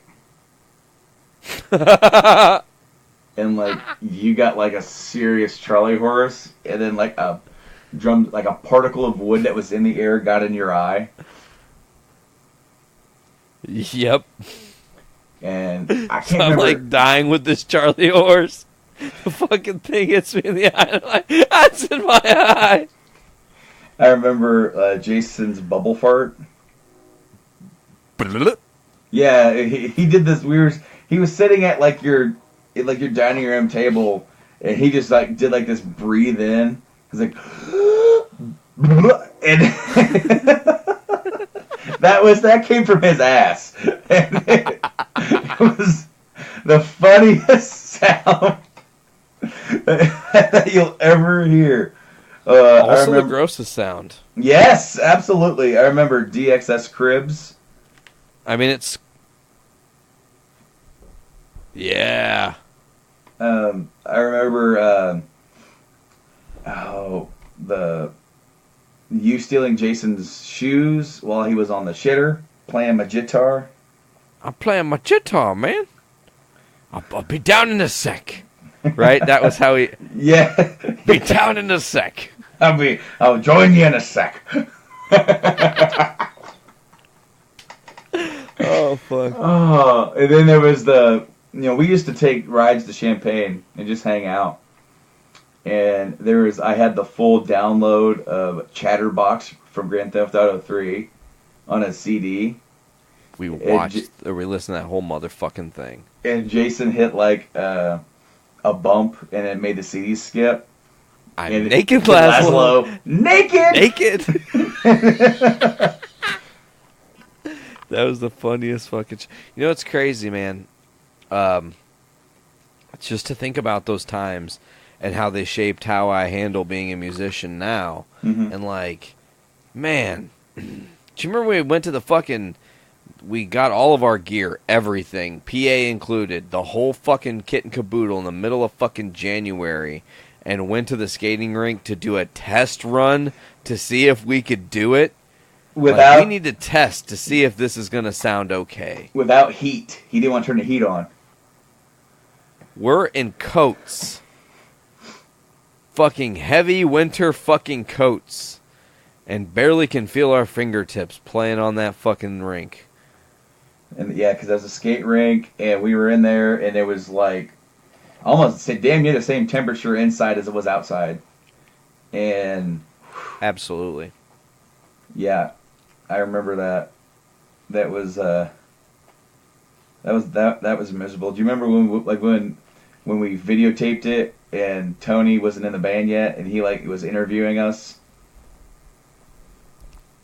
Yeah, and I do. He thought I still have that tape. He thought I was trying to impress his girlfriend or his ex-girlfriend. So yeah. He was actually kind of irritated at me. And we had no idea. No, I had either had just started dating Jacqueline or was about to. We were talking, and I went over there and kind of pandered because we had some people there. It was Tony's ex-girlfriend and one of her friends and some other people. So I went over there and I played in front of them like you do. And there's Tony videotaping, wanting to throw something at me. He wanted to throw the camera at me, I bet. And then he made some smart ass remark about impressing Jessica, and I went, "Who?" He was probably like, "Oh shit, what? Oh, nothing. I didn't say anything." Oh no, dude. He did the whole yeah, I need to get back out there so you can impress Jessica. I'm like, Jessica? He's like, yeah, he's like, I saw you over there playing. I'm like, dude, I'm talking to Jacqueline. I don't care about Jessica. He's like, oh, oh shit. Oh, fuck. I feel like an idiot. I can totally see that. you did a great Tony impersonation with that laugh. Oh. It's just man, that guy. I can hear it just like it was then. He felt so bad and he apologized. I love Tony, man. He's a good guy. There's also hidden animosity on that video because I apparently acted like I was gonna spray water on everybody, and it was by the PA, and Dad's giving me this fucking "I'm gonna murder you where you fucking stand" death glare, and you can see it clear as day on the tape. He is furious. And I don't actually do it, or go through it, but... Oh, man. That's funny. It was a weird time, Brando. Well, I'm really, really thankful that we got to sit here tonight for, 2.5 hours now. Dang. And, woo! Amidst some connection issues, but we still sat here and we do. It's been great catching up with you, man. Absolutely, Brando. Thank you for suggesting this to me. Spoiler alert, I'll see you in 4 weeks for episode 100. I'm absolutely going to make it down. I will not miss that for the world. Hell yeah, dude. I didn't want to tell Blaine until I was like 100% locked in because I didn't want to get his hopes up. Yeah. But that's definitely going to be a thing. July 31st or 30th. It's in my calendar. I don't have it right now in front of me because my phone's dead. But whatever that Tuesday is there, the last of July, I'll be there to be a part of that one because I think that's an absolutely special occasion. Oh, absolutely, dude. I love going over there. I love shooting the shit with Blaine and Tyler. And I haven't had a chance to sit in with Matt too often. I don't even know if I've been there with Matt while he's been there, but great guy. I was a part of the new of the side thing that he did, Gaming King Chair for Game of Thrones. I think I was on 4 of the 7 episodes of that. Hell yeah! So like I got to be there for a lot of those. It almost felt like I was one of the constants. Like I was a guest, but I was almost like, man, like I wasn't on the first one. Master of Coin. You're Master of Coin. No. I dubbed Blaine Master of Coin, which is a inside joke because he's so bad with money. Ooh, that. Oh, that's funny. It's funny. One of the you were talking about not being on a podcast with Matt. This isn't Matt's fault, by the way. The last time I was on a podcast with Matt, it was a Podcastrophe. I don't know if you've heard this story or not. So I was on Podcastrophe. It was Matt, Tyler, Dick, and myself. 4 people. I had a debate with Tyler about why Venom was a suck-ass movie because it was a fucking suck-ass movie. Sorry, but you can't convince me otherwise. And we did the whole podcast. It was great. Well, we got done with the show. Everybody dipped, and I was about to drive home.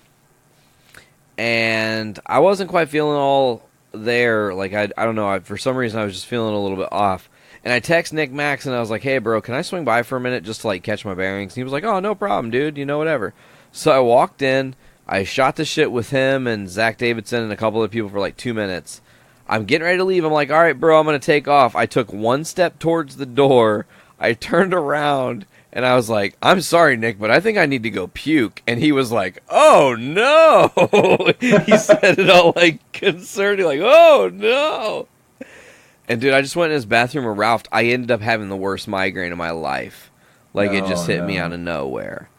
Right? So that is in conjunction with what I'm going to tell you now, which... whatever, c'est la vie, it's Podcastrophe. This is where this kind of shit is talked about.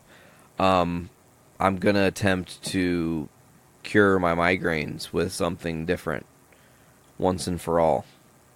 Awesome. Yeah, it's going to be a trip, my friend. It's going to be a real interesting trip. That kind of trip, huh? Yeah, I've actually procured some psilocybin mushrooms, and, they were legalized in Colorado, and I've been doing a lot of research about them. They help to cure depression, and I don't know if you know who Paul Stamets is. He was on Joe Rogan. He's a mycologist who studies all kinds of mushroom. But this dude had this really terrible stutter. And this is his story, so I'm just repeating his story. I didn't live it. This is just what he said. And he had bought a bunch of mushrooms. He took them. He started a trip. He climbed to this very tall tree. This guy had this terrible stutter. He couldn't ever get words out. He was always stuttering. He climbs to the top of this tall tree, and he said, damn it, Stamets, you're going to stop stuttering right now. You're going to survive this, and you're going to stop stuttering. And he kept telling himself that while he was in the trip, while he's at the top of this tree, while there's a lightning storm happening around him, and he's all fucking tripped out of his mind, okay?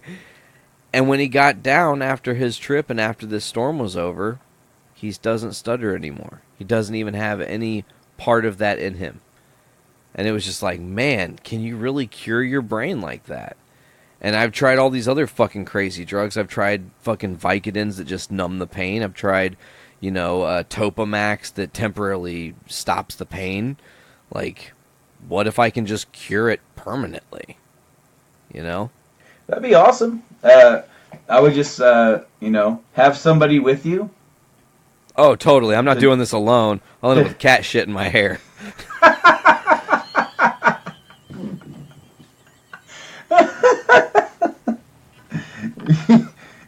Oh, dude, there is that Robin Williams bit live at the Met, man, back in the 80s, where he's talking about, like, the pothead eating cat litter.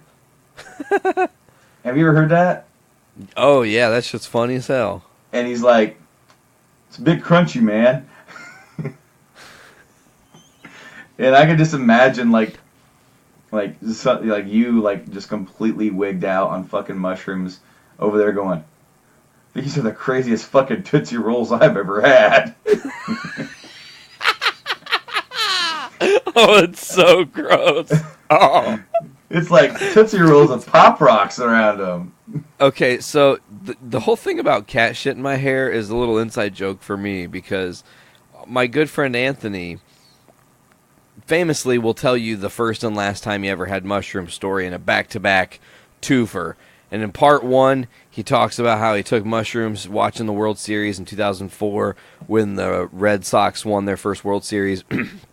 And he said, you know, famously is during the game, Johnny Damon hits this home run, and he said he hit the fucking home run into his living room. The ball just went straight into Anthony's face. He was like, whoa. You know, but he says he wakes up hours later, and he's in bed, and he keeps smelling this shit. And he's like, what is going on? Why do I smell this shit? He's looking all around, and he's like, what?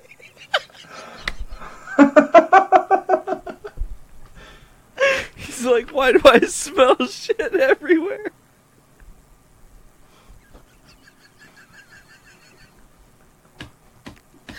Oh, so he goes out into the living room, and his friend who he had done mushrooms with the night before takes one look at him. He says, bro, go look in the mirror.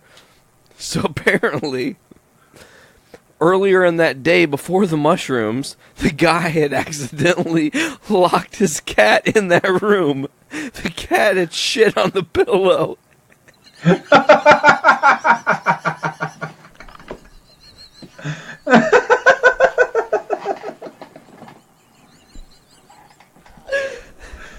Oh, fuck. So Anthony laid his head down while he was on mushrooms, and he didn't know he was laying his head in shit. Fell asleep, woke up the next day with shit in his hair. Oh, man. Whew. That one got me. Are you there? Are you all right? You survived. Yeah, I'm okay.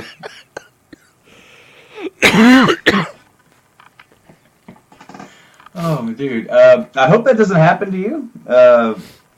Not interested in that. I'm setting my intent. Literally, my game plan is this. I've already thought about it.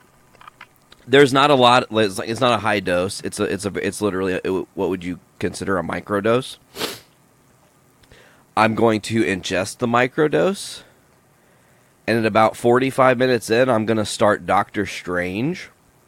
And I'm just going to watch Doctor Strange. Oh, fuck. Because that movie in and of itself is, like, trippy. Wow. And I'm just going to enjoy it. You know what I'm saying? And really have a nice time. And I'm going to set... What you really need to watch is a movie, like, from, like, Oliver Stone. Because Oliver Stone has those really good, like, biopics, and he has ones where he does acid. And then, like, it makes a movie like The Natural Born Killers. Or U-Turn. Ooh. Natural Born Killers is a dope movie. I don't think I've seen U-Turn. U-Turn, I think it's Sean Penn and like Jennifer Lopez and Billy Bob Thornton. I remember watching that movie when I was a kid thinking, this movie is fucked up. And there'd be like different shots of like interjected where like Billy Bob Thornton was this like dirty mechanic who like kept making the car worse. And like he would just be like laughing with rotten teeth, like spliced into the cut of like them talking. It's like, and then that or like he would start marching forward like he was getting all aggressive towards Sean Penn, and then it would go back to him just sitting there like not doing anything.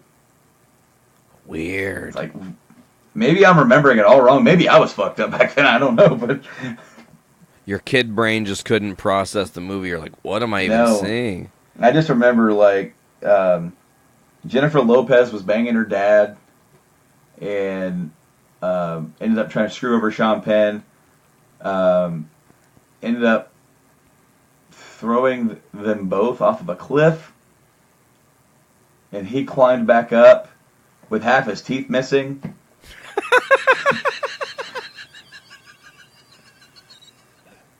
Wasn't expecting that. And he's all messed up, and he's like, "See you later." And then he goes to leave, and the car won't start because it's such a Damn, weird I have movie. to check that movie out, dude. It's a weird one. I haven't seen it since I was a kid. It's funny that you mentioned how Jennifer Lopez is banging her dad in that movie, because it wouldn't be Podcastrophe without incest porn being mentioned. There you go. Bingo, dropped it just like that.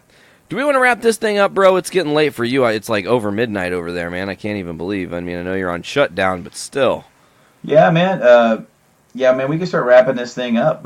Again, I just want to say how awesome it's been to sit down and catch up with you and talk about everything. Absolutely. And it's been something that has been long overdue. Yeah, but I'm glad it finally happened, and I'm glad that we are hitting the reset button. Our friendship is surviving. We are thriving. Who knows now what the future holds? Who knows, man? Who knows? Who knows? I mean, we do, but no one else does. But do we really? I don't know. Oh, I'm excited for, I'm definitely excited. I'm so glad that, what needed to be said has been said, and now that I've heard you and you've heard what, where my mind was and everything, now that's not a wonder anymore. That's not a thought in the back of your head. Man, I wonder what was going through Brando's head at that time. Now, neither one of us has to think about that. We can just move forward.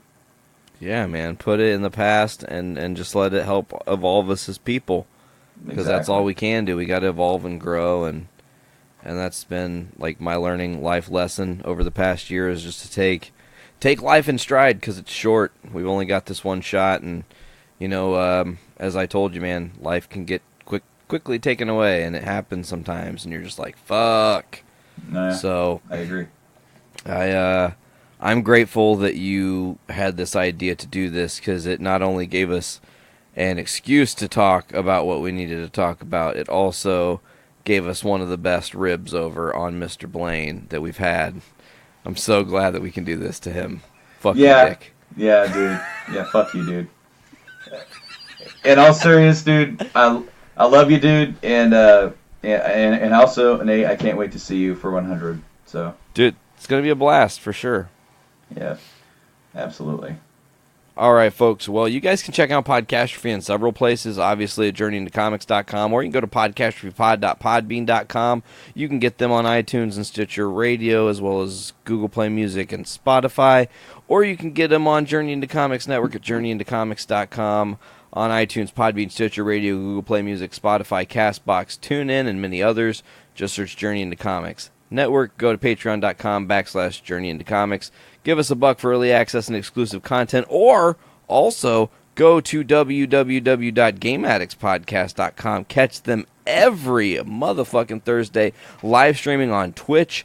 I think you guys, does your guys' show go to YouTube automatically, or is it a carryover thing when you're doing the streaming? I don't really know. All right, so you guys can check out Game Addicts podcast each and every single Wednesday, live streamed on twitch.tv/Game Addicts Play. It's also over on our Facebook page. Just go to our Game Addicts Play Facebook page and watch us there, or then like us and communicate with us. We're also on social media, on Twitter and on Instagram, so check us out there as well. We are also on YouTube. YouTube is your one-stop shop to find everything Game Addicts Podcast related, including our audio and video podcasts that are live streamed on Wednesday. Those goes live on Friday.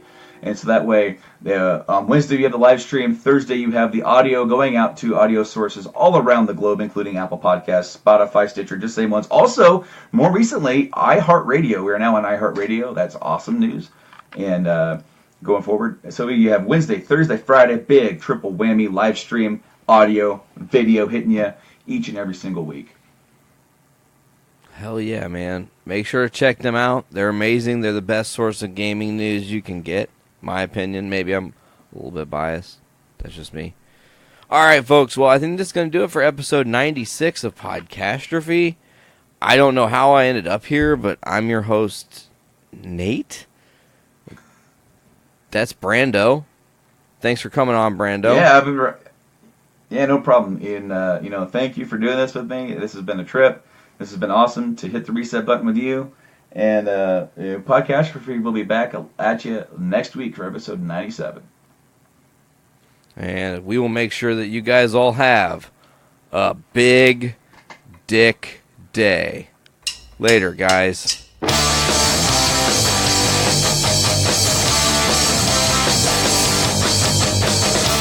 up this morning with my dick in my hand. Girl is to the right of me, just like I planned. It's gonna be a big dick day. It's gonna be a big dick day. It's gonna be a big dick day. It's gonna be a big dick day.